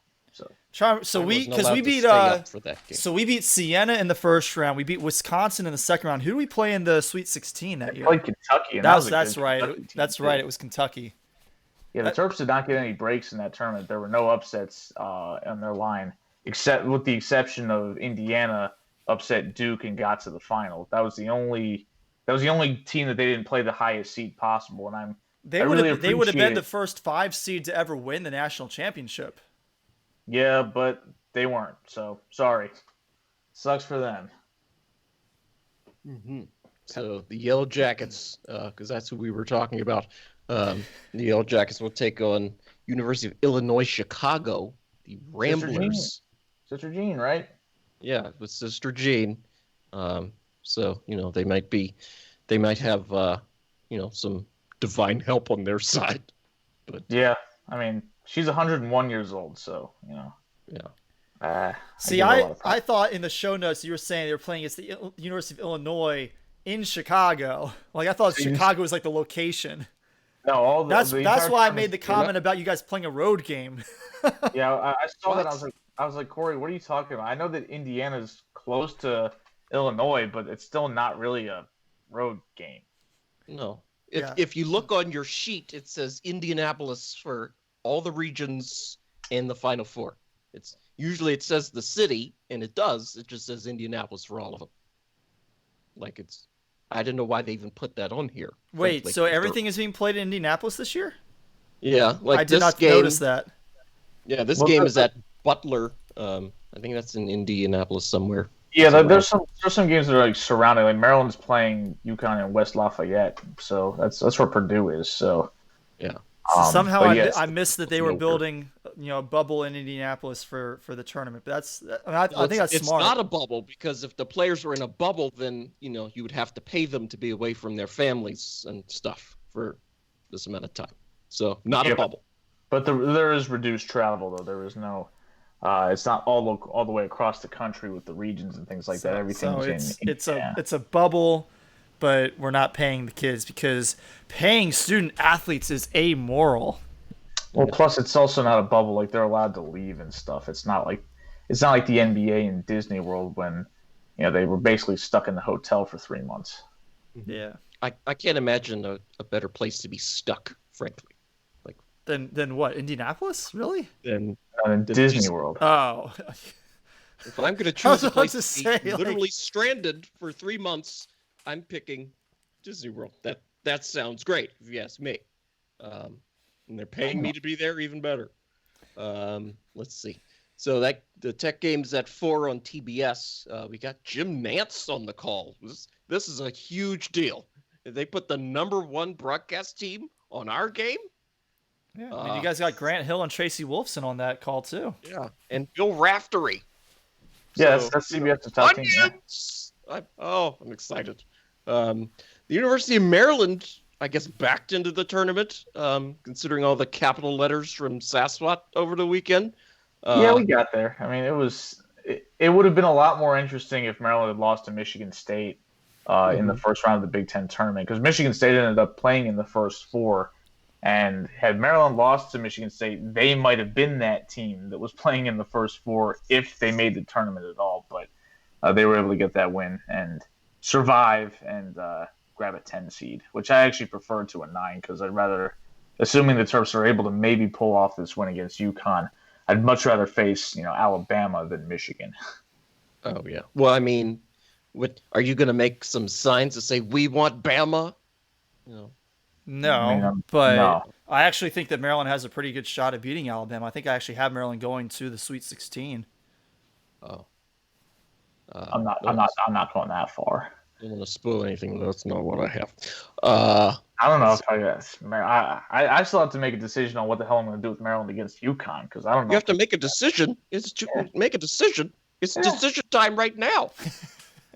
it's just I have the sheets are printed. But do you really want me to give you my entire bracket? Because the whole point of the bracket, I'm not doing all that. Really? You'll be able to see it when you'll be able to see it after. I mean, we can do the whole bracket. I'm right. down for that. What else are we going to talk about? Right? Are we going to be like, oh, who's on your Mount Rushmore of quarterbacks of all time? We could go through that instead. It's thrilling garbage. So, which one of you wants to start? Are we really going to do the whole bracket right now? That's what we did 2 years ago, yeah. Okay, well, so to be consistent, because, again, it's been a while. Yeah, we could do that. I guess, Corey, you go first. All right, so Corey, let's start in the West region, which is in Indianapolis, with the rest of them. Just go down the region, the 16 teams and the 8 games, and just give me whoever you have in an upset win. Just the upsets? Yes. All right, so I've got California Santa Barbara over Creighton. What? UCSB over Creighton, 12/5. Oh, okay. Yeah. Sorry, I missed that. Yeah. And I mean, I'm gonna wait until after the playing games to decide the 6-11 game there, but I could see Wichita State beating USC. If Wichita State loses, I'll probably pick USC in that game. Mm-hmm. But that's Is that my it? So yeah. So the 12/5 is my only for sure upset in the West right now. Okay. So that means you have Gonzaga, Oklahoma, Virginia. You picked Virginia? I did. Okay. Question mark in the 6-11 game, Kansas. You have Oregon and Iowa. Yep. Okay. Who goes to the Sweet 16 then? Gonzaga So and OU. I've got Gonzaga and UCSB in the Sweet 16. So I got UCSB beating Virginia. Okay. And I've got Iowa. And again, I don't want to pick prematurely, but I'll probably end up taking Kansas into the Sweet 16 as well. Probably. I want to wait until that game before I look at those matchups individually. I'm putting Kansas on the line. It's in pencil, but this pencil doesn't have an eraser. Well, I mean, yeah. Gonzaga, UCSB. Gonzaga. Okay, and then Iowa, Kansas. Most likely Iowa. Okay, and then Gonzaga, Iowa. Give me Iowa. Homer. Partly, yeah, but also like anytime I pick Gonzaga to go too far in the tournament, they end up hurting me, and this is probably already too far to take them.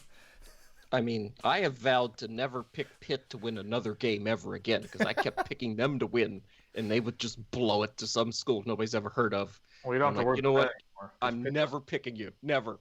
Pitt They doesn't even barely make made the tournament, but Yeah. you know, I'm never They used picking to you with again. Jamie Dixon. They used to be like top 2 seeds and stuff. They were a And they 1 just seed one year, and they lost around lost to to, 32. yeah, they lost to Northern Iowa, Northern somewhere. Iowa lost to Kansas when Kansas was the 1 seed way back in the day. Yeah, That was- something like that. All right, on to the East region. Wait, aren't you gonna get? Are you really gonna get like everything from me first and then go to Eric? Yes. Okay. Uh-huh. All right, fine. Jeez, making Corey do a lot of work here. A lot of work. I mean, yeah. In the East region, who do you have winning in an upset? My only, again, there's that 6-11 matchup that I don't know for sure yet, but my only upset right now is Maryland over UConn. Oh, Everything else, I went chalk for the first round. you have LSU. Yeah, I have LSU. Okay. And let's see. So who wins between Michigan and LSU then? Michigan. Okay. And then Colorado, Florida State. Colorado. Colorado. Okay. And then I'll say BYU and Texas. Texas, probably. All right. And then Maryland, Alabama. Maryland. Okay. Michigan, Colorado in the Sweet 16. Colorado. Mm-hmm. And Texas over Maryland. All right. Who goes to Final Four from the East? Give me Texas. Okay. South region. It's in Indianapolis. So, bit of a theme here. Who do you have winning in an upset in the South? I've actually got a lot of upsets in the South. Okay. So I've got Wisconsin over North Carolina. Okay. I've got Winthrop over Villanova. I've got North Texas over Purdue. I've got Utah State over Texas Tech. I've got Colgate over Utah. Over Arkansas. Or yes, I'm sorry, over Arkansas, yes. All right. And then Florida. I've got Florida and Ohio State both winning. And of course, Baylor up top. Baylor. All right. Baylor, Wisconsin. Baylor. Mm-hmm. And then I've got Winthrop over North Texas. You have Winthrop over North Texas. Yep. What about Utah State and Colgate? The Give me national TV slobber knocker that's going to be. Give me the toothpaste. Okay. Apparently it's named after the toothpaste person. Is it really? So Apparently. funny story. The one Maryland soccer game I went to as a student, I was sitting right behind the crew. The crew are great for soccer. I hate them for basketball, for the student section of basketball. But they were singing. It's the crew. The crew is like the student fans. So we were right behind the Colgate goalie. Maryland was playing against Colgate in the soccer game, and they were singing for like the entire half. When you wake up in the morning and it's 1:45, you brush your teeth. Like it keeps going like hour after hour. And I really enjoyed that. I thought that was pretty hilarious. Oh my goodness. So yeah, so give me Colgate over Utah State, and then give me Ohio State over Florida.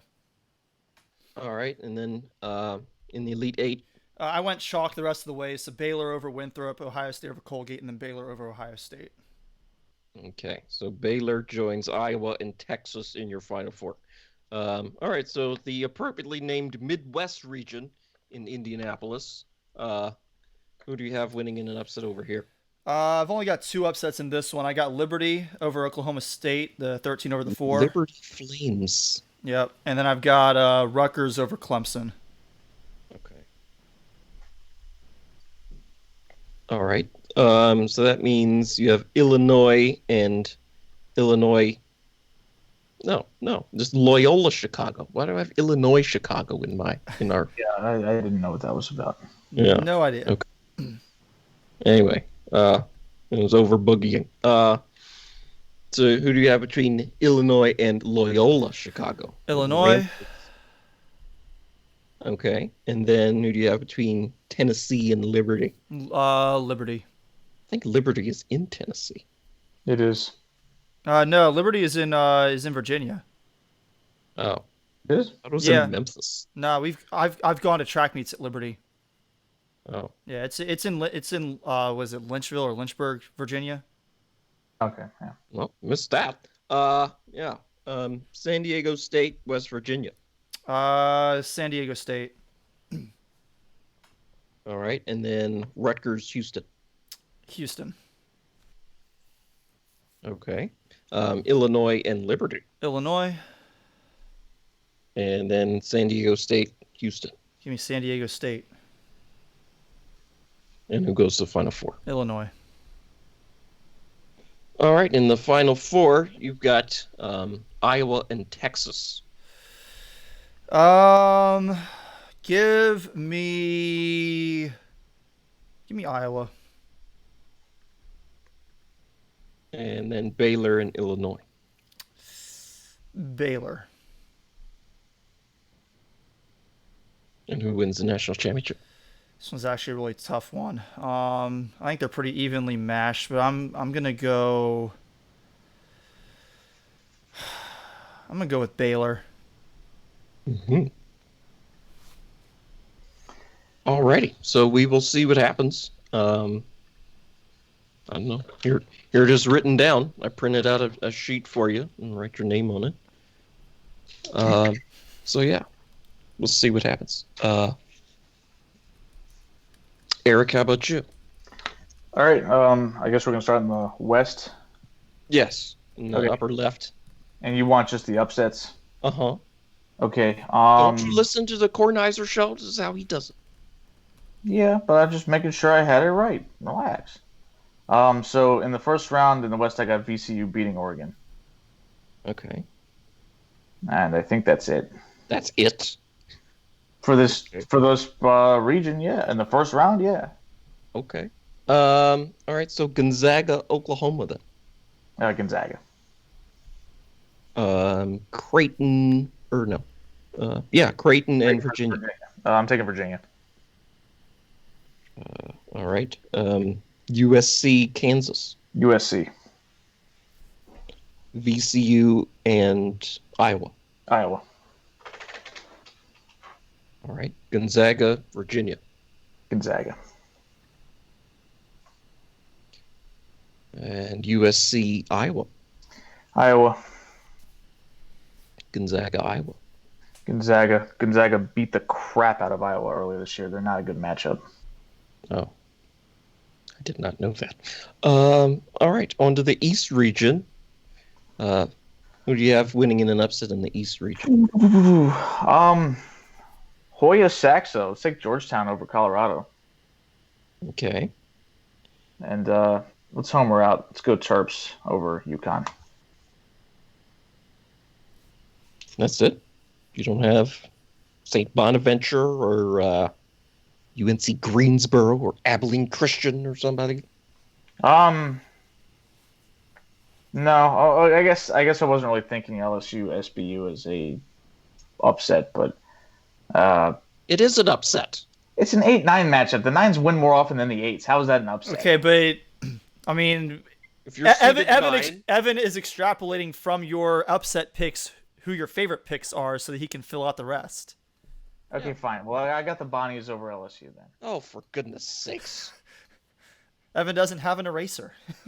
Well, I'm sorry that you came ill-equipped to handle something like this. Everyone was ill-equipped. You can't do math. 9 is a bigger number than 8. It's not So an it's an upset. No, it's not. An upset implies that a better team. It's not, but when you're extrapolating based on those upset picks, it is. I got that. I'm aware of that. That's why I eventually said the Bonnies are going to beat LSU. Okay. But you have who do you have between Missouri and Oklahoma then? I got Oklahoma. Okay. Oh yeah. Okay, sorry, yeah. The other one, yeah, I picked Oklahoma over Mizzou. Okay. Let's see. So then Michigan and St. Bonaventure. Michigan. All right. Georgetown, Florida State. Florida State. And Tough one, though. I thought about taking Georgetown for the Sweet 16, but Florida State. okay. And then BYU and Texas. I'm taking the upset. I'm taking Brigham Young. BYU. Okay. Yeah, Texas, Maryland, Alabama. Alabama.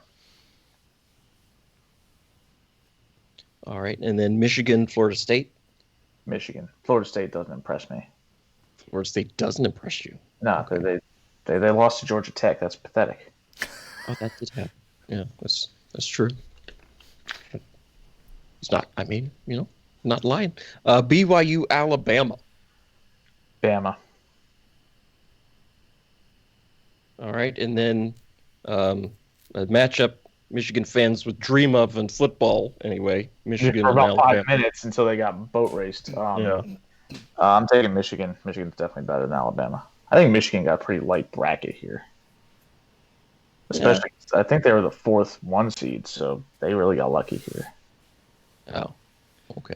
So Eric's already got both ones on the left side of the bracket. I had both ones on the right side of the bracket. Yeah, I don't foresee this being as chalky of a tournament just because there's so many wild cards mixed in. Oh yeah. Right? Like, we haven't seen everybody play. We don't really know. I haven't seen anybody play, to be honest. And then there's the COVID factor, right? Oh yeah. That's a thing. One of these teams that looks like they're gonna win, they might get COVID and they're just gone. That's it. So, I think this tournament's gonna have even more randomness than it usually does. But we'll see. On to the South region. Who do you have over here? I got Wisconsin over UNC. Mm-hmm. Let's see, anything else? I got I'll take Utah State over Texas Tech. Utah State. Okay. You don't have Winthrop. Oh, and Colgate over Arkansas. Oh boy. I'm sorry. Else? No, we're good. Okay. You don't have Winthrop. Literally everybody's picking Winthrop. No, that's why I'm not doing it. I'm zagging. Everybody's jumping off of Villanova because of their injuries, but Villanova's a good team, and Winthrop is horrible. Like, they're not even good. I don't know. They're not even a top 100 team. So 23-1. So who cares? They play in a crappy conference. They're not even a top 100 team. They stink. I think Villanova's going to beat them. People are going to be disappointed in them. They're not Georgetown. They're not some of these other 12 teams. Winthrop sucks. Tired of hearing about it. Tired of it. Get out of my Winthrop face. sucks. Yeah, they're trash. Right. Booty. Let's see. You've got Florida and Ohio State down the bottom. So Baylor and Wisconsin then. Baylor.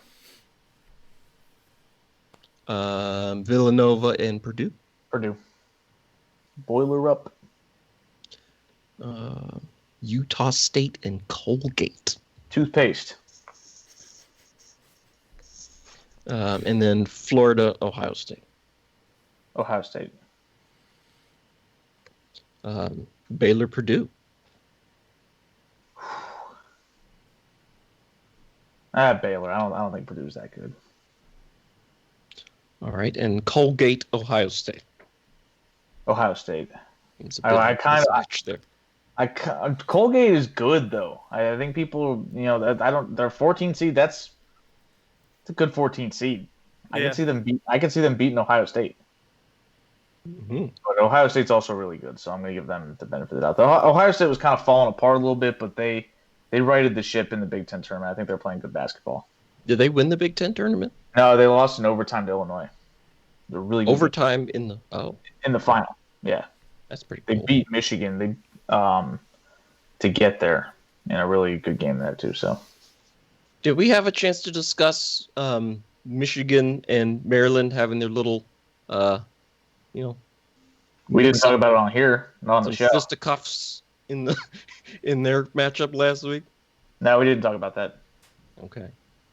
Do you want to? We can get to that later after we do this. Later? Okay. Yeah. All right. So then Baylor, Ohio State. Ohio State. All right. And then finally, the Midwest region. Who do you have down here? Alrighty. Unfortunately, Evan, I'm taking Loyola to beat Georgia Tech, so I'm not going to pick that upset.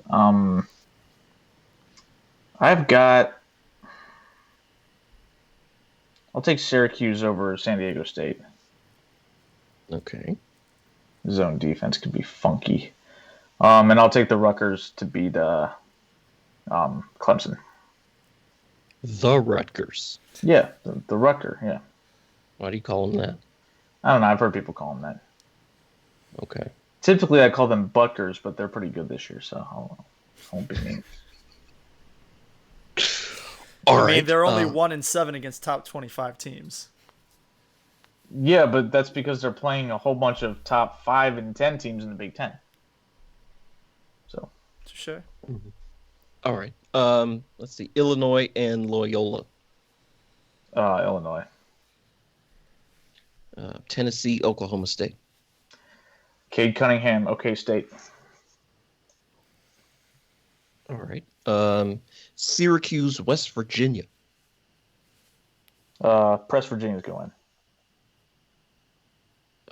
And then Rutgers and Houston. Houston. All right. Illinois, Oklahoma State. Game of the tournament, baby. Really? Well, Cade Cunningham's the best player in college basketball, and Illinois, I think, is the best team in college basketball. So, yeah, game of the tournament right here. Did Illinois come out of nowhere? I didn't know they were good. No, they're incredible. Yeah, I think they're going to beat Oklahoma State. Were they good last year or 2 years ago? They were a tournament team in the making last year, I think. 2 years ago, I don't recall. I don't think they were that good, but They're good now. They're very good. Okay, so you have the Illini. Yes, the Fighting Illini are beating OK State. The Cowboys. And then West Virginia, Houston. Houston Cougars. All right, and then who goes to the Final Four to join? You have Gonzaga, who's a 1 seed, Michigan, who's a 1 seed, Ohio State, a 2 seed, and then a 1 versus 2 down here. Let's keep the Big Ten magic rolling. Illinois is going to the Final Four. Oh my goodness, this is the chalkiest bracket of all time, Eric. Like, you just picked everybody. I put Ohio State ahead of Baylor. That's something. Oh, okay. So you picked a 2 to beat a 1. Uh-huh. This is just thrilling stuff. Gonzaga and Michigan. Gonzaga's going to win that. Really? Okay. Yeah. I think Gonzaga's for real this year. Okay. And then, huge underdog Ohio State against Illinois. Just a Cinderella story. A 2 seed getting all the way to the Final Four. Illinois. Never been done before. Illinois. The Cinderella story ends there. Yep. The dream of a top 5 team winning a championship dies. Mm-hmm. Yeah, and then who wins the championship? Illinois. Okay. Did Eric have a single seed below a 2 in the Elite Eight? You have Gonzaga, Iowa, Michigan, Alabama, Baylor, Ohio State, Illinois, and Houston. No. See, because that's where I wonder about the chalkiness. Because having 1s and 2s in the Final Four, that's sort of chalky. But if you've got some lower seeds, I've got a 3, a 5, and a 6 in my Elite Eight at least. I mean, I don't care. I call them how I see them. I don't think that the field's that good this year. I think the top teams are the best teams. The only team that I considered was if OK State was going up against somebody like Michigan, I would probably have picked them to make the Final Four. But like I said, I think Illinois is the best team in the country. I think that there's I just couldn't pick OK State to beat them. But they're the only team I'm really interested in as a potential upset candidate, other than maybe Colgate. But Colgate's a 14, so that's really hard. Yeah. But I really like Colgate. It would not surprise me to see them go to the Elite Eight. I don't like Colgate toothpaste, though. I'm a Crest guy. Yeah, I'm a Crest guy, too. Yeah. I'm a Crest guy as well, but I haven't bought any Crest in a while because I signed up for Quip, who's not a sponsor, but they should be of this show, because I heard about them on a podcast, too. I'd be more than... Quip, if you're listening, I'd be happy to sell your toothbrushes. I use one every day, so they send toothpaste as well, but... Rocket Mortgage too. I mean, I plugged your Tracy Morgan ad earlier. If you guys want to be a sponsor, we're here. Oh, we are unsponsored currently. We've got Domino's with Denny Hamlin and his PJs. We got all kinds of stuff going on here. So. That commercial's amazing. Wonderful. It's a great. I love that commercial. I like said it was delightful. Yes, you did say it was delightful because that's your favorite adjective. Yeah. Is it not delightful? It's a wonderful commercial. I greatly enjoy it. Yeah. All right. I will quickly go through my bracket, because I think Corey's about to fall asleep. He's, let's see. I went a little upset heavy, thinking this is going to be a crazy tournament. So I'll just... Every year there's talk about a 5 seed losing to a 12 seed. So I picked all 4 12 seeds. Over boogieing, man. That's not what you do. Well, it's just supposed to be fun, and I picked all 4 of them. So well, if it's gonna be fun, pick Georgia Tech to win the whole thing. I did pick Georgia Tech to win, not to win all of it. That's ridiculous, Eric. So is picking all the 12s. I mean, one of them's gonna win. To be fair, the only 12 that I really don't see having any chance of winning is Oregon State against Tennessee. I don't see that one. The other ones. I mean, I picked 2 of the other 3. I didn't pick the Georgetown for Colorado, but I could see it. Yeah, Creighton's been struggling a little bit. I could see them losing to the Banana Slugs. UC Santa Cruz is the Banana Slugs. Santa Barbara's aren't they the Anteaters? Oh, yeah, you're right. Yeah, you're right. So I've got UC Santa Barbara, Ohio U, in the West. I picked St. Bonaventure, Georgetown, picked Iona as well. Oh yeah, Iona. Iona's got the best coach in the tournament. So yeah, there's that. I think Alabama's probably really good, but I wanted to pick Iona, so I did. Let's see who else is. I picked Winthrop. Everybody's picking Winthrop. Of course, I have Colgate. And Virginia Tech. I got Georgia Tech, Oklahoma, or Oregon State, the Beavers. I only picked them because Adley Rutschman went there, to be honest. That's the only reason. And then Syracuse and Rutgers over Clemson, because the ACC, like you've been saying, is garbage. And, Clemson was the number 5 team in the ACC, and they didn't even win their first round game in the tournament. They lost to Miami, who's abysmal. Yeah, then Georgia Tech beat them. Yeah. So, Yeah. I think that's a big part of the reason why my bracket's so chalky is just because I'm such a Big Ten believer. But then the Big Ten has all the teams at the top of the bracket, so I mean that's what you end up with. Yeah, I went Big Ten and Big 12 heavy. Let's see, my Sweet 16's Gonzaga, Ohio U, Kansas, Iowa, Michigan, Florida State, Texas, Iona. I don't know what their mascot is, but I picked them again. Maybe it's just because I listened to you and Saswat so much, just pointing out all of Maryland's flaws, and not that they're actually really good. So, I have them getting bounced by Iona. Then Baylor, Purdue, Texas Tech, Ohio State, Illinois, Oklahoma State, West Virginia, and Houston. So, we'll see. I would like to think I've got enough not chalk in here. I think Iona's they're the Gales. Oh, okay. Where is Iona? Where is that? I think Iona is aren't they like they're not in New York, are they? I thought they were somewhere in New York. I thought they were in Kentucky. No, they are in New Rochelle, New York, and their mascot is the Killian. Oh, who are the Gales then? Somebody's the Gales. Their nickname is the Gales. Their mascot is Killian. Okay, all right. So I had that right. Okay. Yeah, but yeah, they're in New York. Gotcha. Rick Pitino gonna win a title. Yeah. I mean, they won their conference title, whatever conference they're in. I mean, if Iona can beat Alabama, and then Iona a 15 upsets Maryland, then Turgeon's going to get fired, and Pitino's going to be looking for a better job. So He's he can going come to Maryland. Yeah. You talked yourself into this out of thin air. Yes, I have. It's going to happen, baby. I don't want Rick Pitino coaching my team. All that baggage. I don't care about that. He's one of the best coaches of all time. He's great. He's in the Hall of Fame. Yeah, but he left Louisville in the lurch because, of all the recruiting shenanigans that were going on there.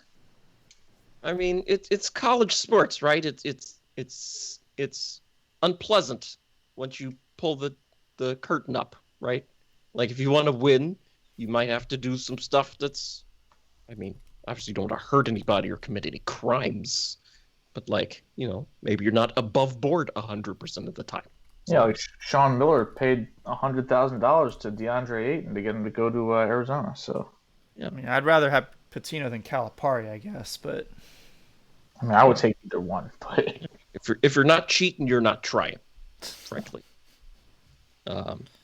Anyway, let's see. My final four, I've got Iowa over Gonzaga. I just don't trust Gonzaga. Right? They play in their cupcake conference, bunch of other Christian schools, with Pepperdine and St. Mary's. St. Mary's and Brigham Young. BYU's in that conference? Yeah. Oh, okay. They're in the West Coast Conference, not WCC. WAC. It used to be called the WAC. That was a good times. Oh, it's the same thing? I thought those were two different conferences. Maybe they are. Hold on. Well, I thought they were Boise two State conferences, right? Did Boise State play in the WAC? I'm pretty sure Boise State is not in the same conference as Gonzaga, though. I don't think so. But Boise State is in the Mountain West now. Yeah, now they are. I'm talking about when Boise State was great. I thought they were in the Mountain West then too. I don't know. Anyway, Evan, what are your other matchups? We're going on so many sides today. Yeah, that's what our show is, right? We just ramble on about stuff. Let's see. I've got Florida State over Texas. I don't know. I feel like the Iona Cinderella runs out. I'm not really a believer in Texas. Just not feeling them this year. Just not. But they beat Iona, and then they lose to Florida State. So it's Florida State and Iowa. Over on the other side, Baylor over Texas Tech. I was really feeling Texas Tech. Initially, I was thinking Texas Tech to the Final Four. I think one of you guys had Texas. No, both of you picked Utah State in the first round. Yeah. So we'll see what happens with that. But I've got Baylor. Apparently I have no idea, but apparently the Big 12 has been really good this year, in addition to the Big 10. So that was sort of my tiebreaker, I guess. Sort of one of the things I kept in mind filling this out.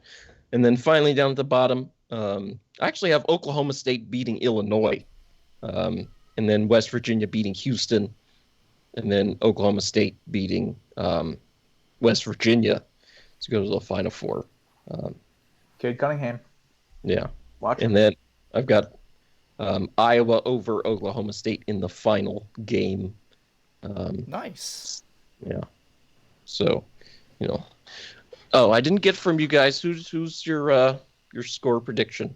This one is Corey's sheet. I've got Baylor over Iowa. I've got Baylor beating Iowa 78-75. 78 to 75. Yeah. All right, and then Eric, you have. I've got Illinois, or I'm sorry, yeah, Illinois beating Gonzaga, 88-84. All right, Big so score. Are you aware that Gonzaga's the number 1 overall seed and that you're picking against them? I'm more than aware of that. Yes. Okay, that's been contrary to your theme of the rest of the thing. My favorite thing to watch is when a team is about to become immortal because they never lose a game and then they lose their last game, which I think is going to happen. This is going to be a 18-1 type of situation for Gonzaga. That is Grinch stealing Christmas-esque right there. Right? That's just brutal. I mean, I don't remember you being so happy watching the Patriots lose to the Giants. Not rooting for your team to win, just rooting for a really good team to lose in the most heartbreaking way. Well, I can't root for my team to win. It's not realistic. I gotta live in the realm of reality. I just noticed that it's always a trend where it's like these teams have these historically great seasons, like Kentucky a few years ago when they had Karl Anthony Towns and Willie Cauley-Stein and all these players, and they went those twins. Yeah, the Harrison twins, who they weren't that good, but they. Fastspot was upset when they didn't go to Maryland. I remember. I mean, I wanted them to go to Maryland. They would have been better than who we had, but they went undefeated and they got to the Final Four and they lost to Wisconsin. They had the Golden State Warriors when they won 73 games, and they ended up blowing a 3-1 lead and losing in the NBA Finals. And it's a lengthy list of teams that like achieve these insane milestones that just end up falling short just at the end, just before they cross the finish line. So I'm expecting the same thing for Gonzaga, just because. Oh my goodness! These things just don't typically work out the way they're supposed to. Like, I feel like there's a such thing as flying too close to the sun when it comes to winning, and then before you get there, Breaking news: Washington signed a wide receiver. You're gonna say who it is? Curtis Samuel. That's a good pickup. Curtis Samuel's a good player. Yeah. Yeah. So Ian Hatz loves him. Oh, speaking of bombs, the Orioles are currently leading 5-1. Hey, look at that! We scored runs and didn't give up more. Yay! So that's going on. Let's see. We were going to talk about the Maryland and what's going on over. Evan, you never told us your score for the final. Oh, I've got 77-74 Iowa over Oklahoma State. I don't know. I'm not excited. This is just sort of how it ended up. Like when I picked Villanova to win the year they won, like I felt like, oh, it's going to be Villanova. This is their time. And then Virginia, when they won, I felt those. This one, I'm like, oh, I don't know. It could literally be anybody. Yeah, Virginia was coming off just such a brutal, embarrassing loss the year before. So, I mean, that was insane. They got housed. They got annihilated by UMBC, right? Like you're supposed to be the best team, and you lose to those guys. By I mean, 20. they're just 5 guys from the YMCA. They're just shooting around and stuff, And how do you get blown out by them? That was incredible. Um, how long is it going to be until we see another 1 seed lose to a 16? I mean, It's going to people be thought, decades. yeah, people thought it would never happen, in their lifetimes. Mm-hmm. And the worst part is that was the number one overall seed losing to a play-in team. Like that was not just like, oh, I'm the number 4 overall team. Like, that was the team to beat in that tournament was Virginia, and they went out in the first round by 20 points to UMBC, and I was happy for them for about an hour when they pulled that upset, and then apparently in Catonsville they were chanting some uh, mean things about the University of Maryland College Park, and I was like, all right, well, y'all need to stay in your lane now. Chanting mean. Did Maryland even make the tournament that year? No, Oh, okay. but we beat UMBC. In fact, we whooped their ass in College Park when we played them, and then they made the tournament because they won their crappy little conference, and then they pulled off that upset of Virginia. Oh, sounds like it's sour grapesy there. Yes, me. I mean, I was happy for them, but then like you go out to Catonsville and you're partying with them, and they're all yelling "F College Park" and all that stuff. I'm like, relax, guys. We're here for you. We're helping.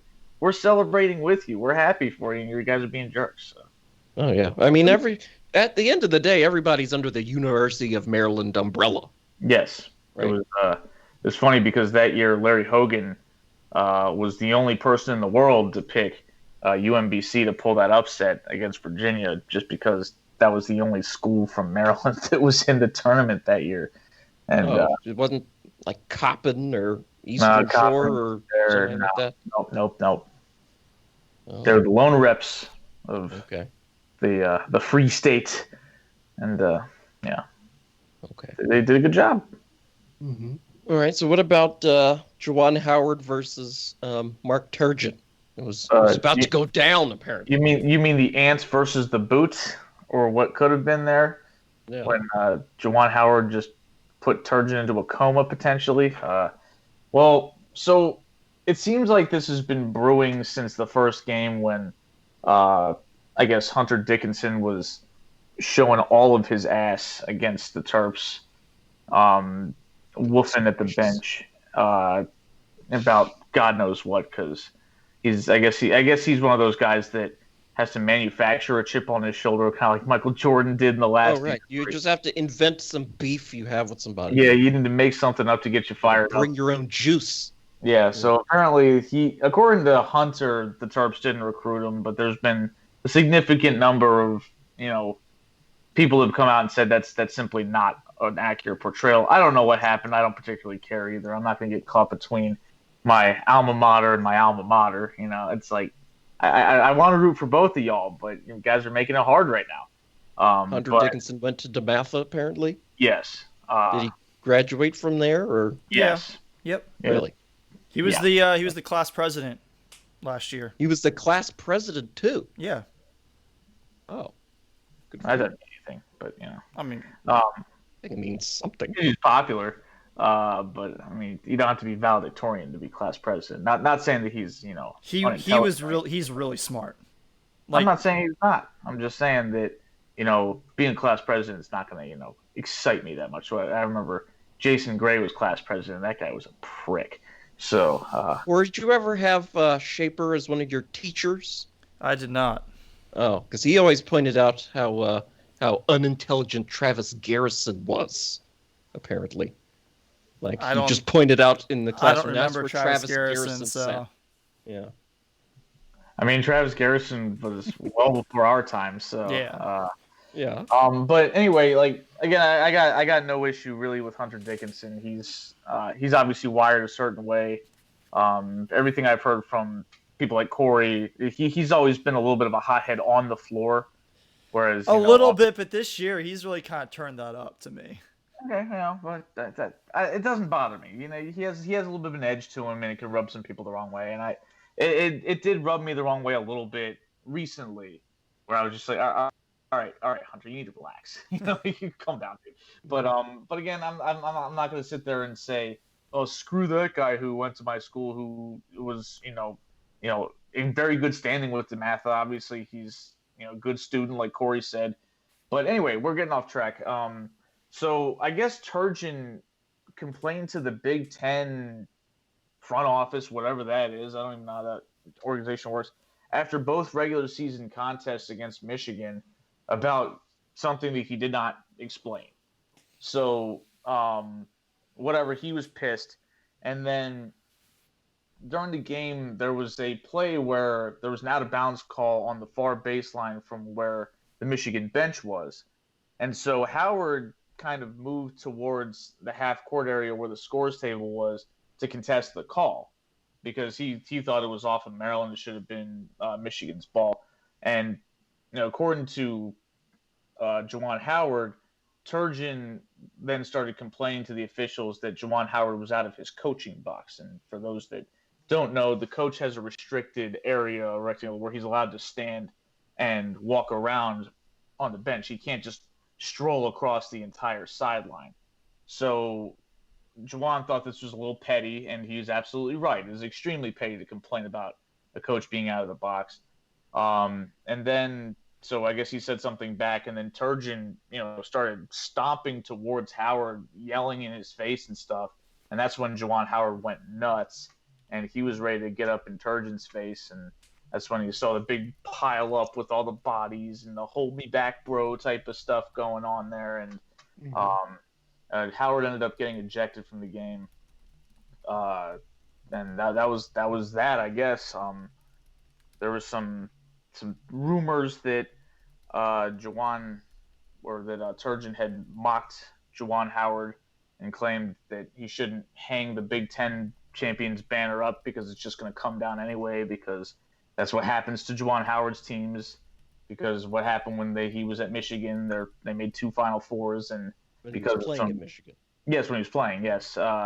And the Fab Five teams, those wins were vacated because of some, recruiting violations involving Chris Webber and things like that. So that's where that supposed insult came from. But it turns out that was just some troll that likes Michigan State that made that up and decided to keep that. And so, of course, every dumbass that decides, hey, that sounds juicy, let's roll with that. It is juicy.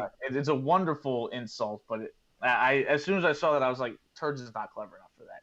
So I was like, Turgeon doesn't have that in his bag. I don't think he's, and I'm not even being mean when I say it, I just don't think Turgeon's a nice guy. Like he's not that kind of guy. I was surprised he got as pissed as he did, but I am curious as to what issues he raised with the Big Ten regarding Michigan, because the first game I kind of know like it involved Hunter Dickinson, and Dickinson made it pretty clear on the floor he wasn't a big fan of Turgeon or Maryland, and he made that even more clear after the game when he dunked on the Terps for supposedly not recruiting him, which again, that's very much in dispute.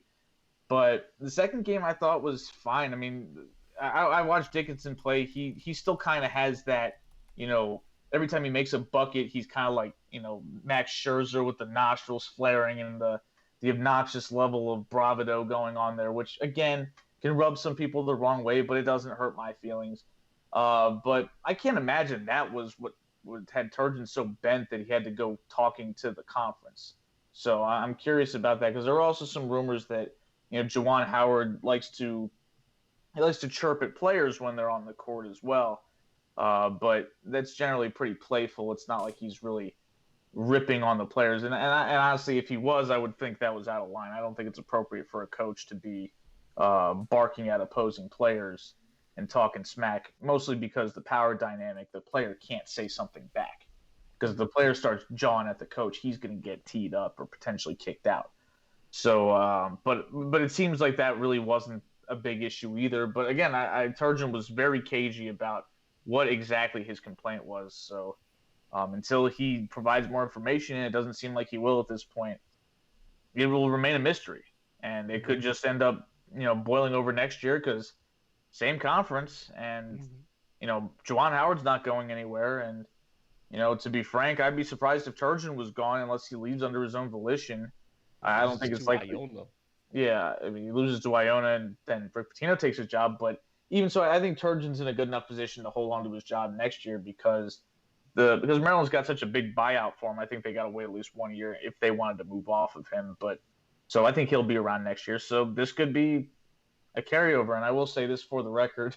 Hunter Dickinson did say after the first game that was in College Park that he was, he wished there were students and fans there. I'm like, dude, I mean, again, no disrespect to him at all, but given how fired up he gets, I know how the Terp crowd can be.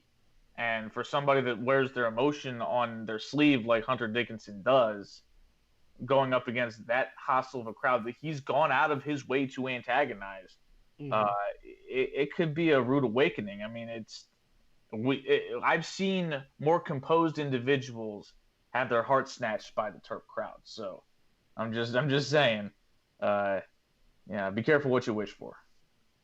Is Hunter Dickinson like a Grayson Allen type? No.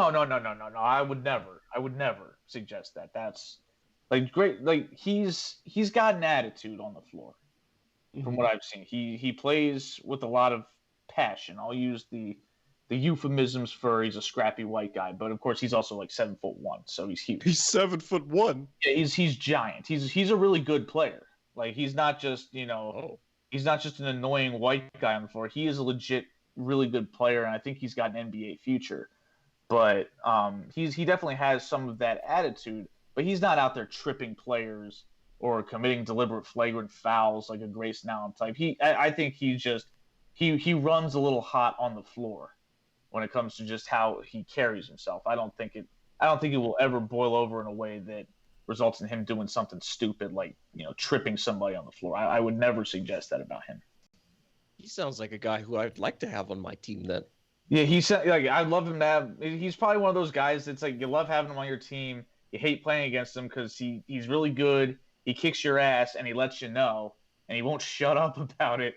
So then you get tired of him real quick. So that sounds fun then. Just, like say he hangs 50 on somebody and then it's like, hey, scoreboard, bro. Did you notice that? Yeah, for sure. Shimmying down the floor and stuff. Well, I don't know if he's got the shimmy in his bag, but he's more like the flexing the muscles type of guy. He does the big, the power, Hulk smash type Hulk smash thing. He's always walking around with walking around like he's a big man on campus because he is. He's 7'1".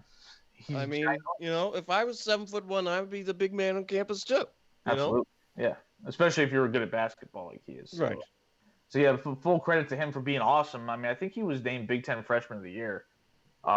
He might have actually made the all-conference team, which is an incredible achievement for a guy playing as a freshman in a conference that was as good as the Big Ten is. I'd have to verify that, but he had an amazing first year, and unfortunately for the Terps, he looks like a guy that's going to be around in college for a little while because he's really good and he's shown a lot of skill, he still hasn't shown a great ability to shoot from the outside, and that's a skill you have to have in the NBA.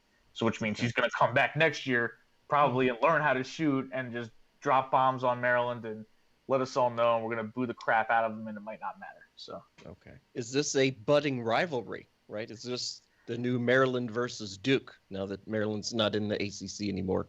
And I think Duke has vowed to never play them again. Yeah. Well, a big part of the reason why Duke was such a big rivalry is because Duke is a blue blood program. Everybody wants to get after Duke.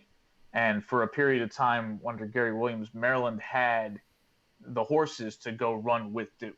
They could go into Cameron and beat them soundly when they were really good. So it wasn't like, Maryland was just, oh, rah, we're going to beat the crap out of Duke and we lose by 20 every time.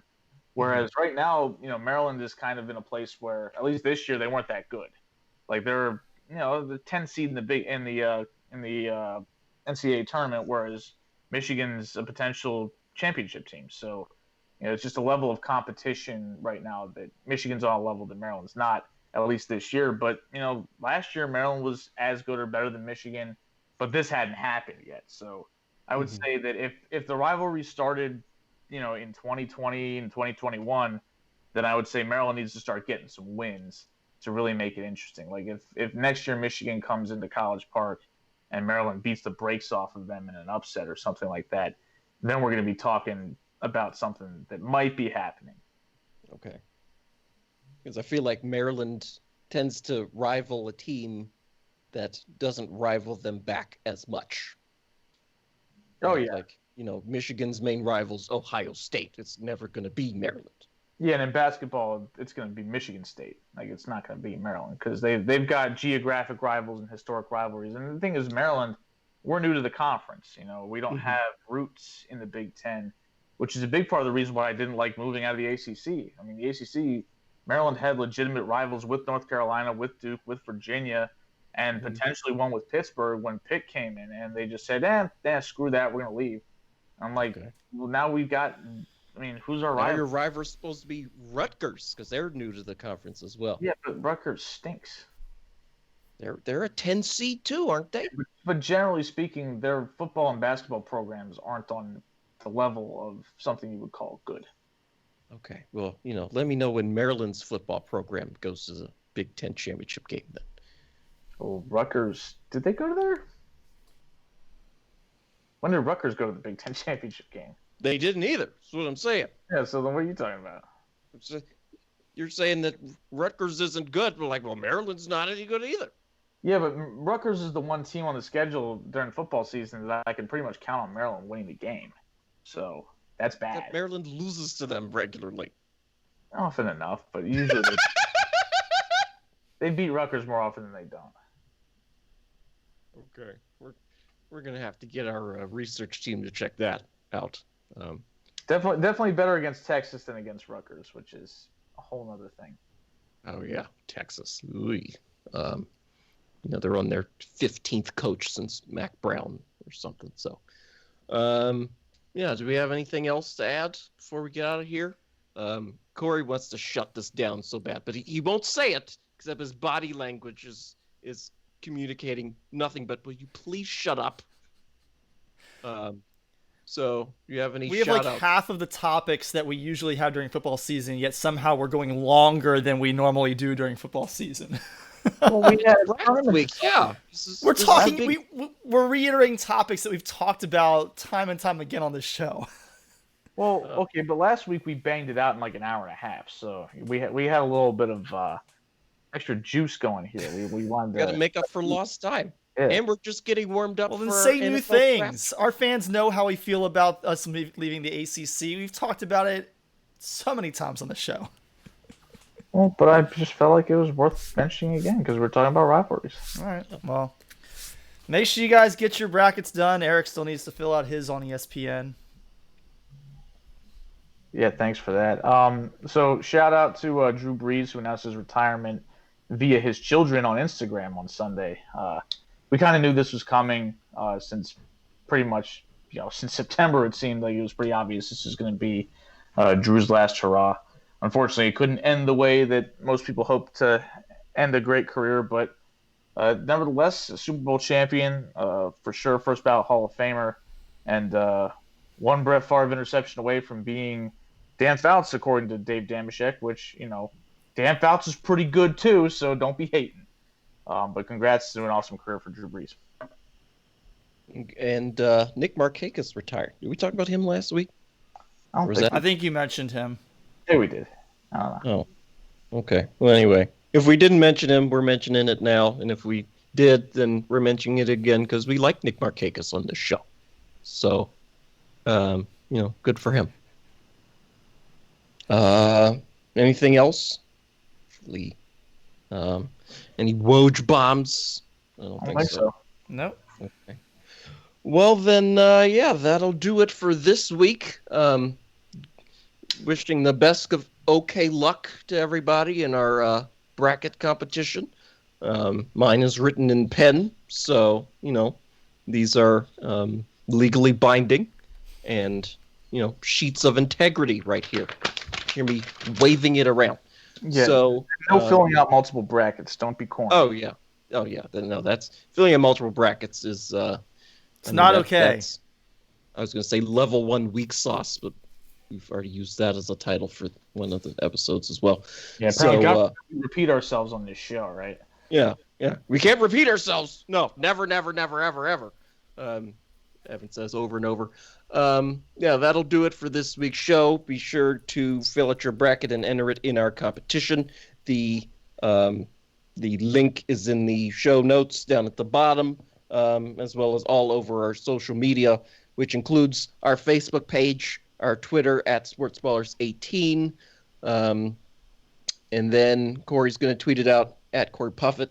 Eric's going to tweet it out at Quagmire67. And I will tweet it out at Evan_Ash13. Let's see. If you have any feedback, you have any questions, concerns, or snide remarks, please feel free to send us an email, thesportsballers@gmail.com. You can find this podcast wherever you found it right now.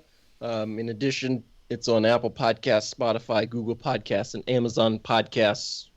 Basically, wherever your pods are cast, we're there. So, let's get out of here. It's getting late, and I'm hungry. So for Corey and Eric, I'm Evan. This has been the Sports Ballers Podcast. Go Yellow Jackets. Thanks for listening, and we will talk to you next week. Go Terps. Go Terps.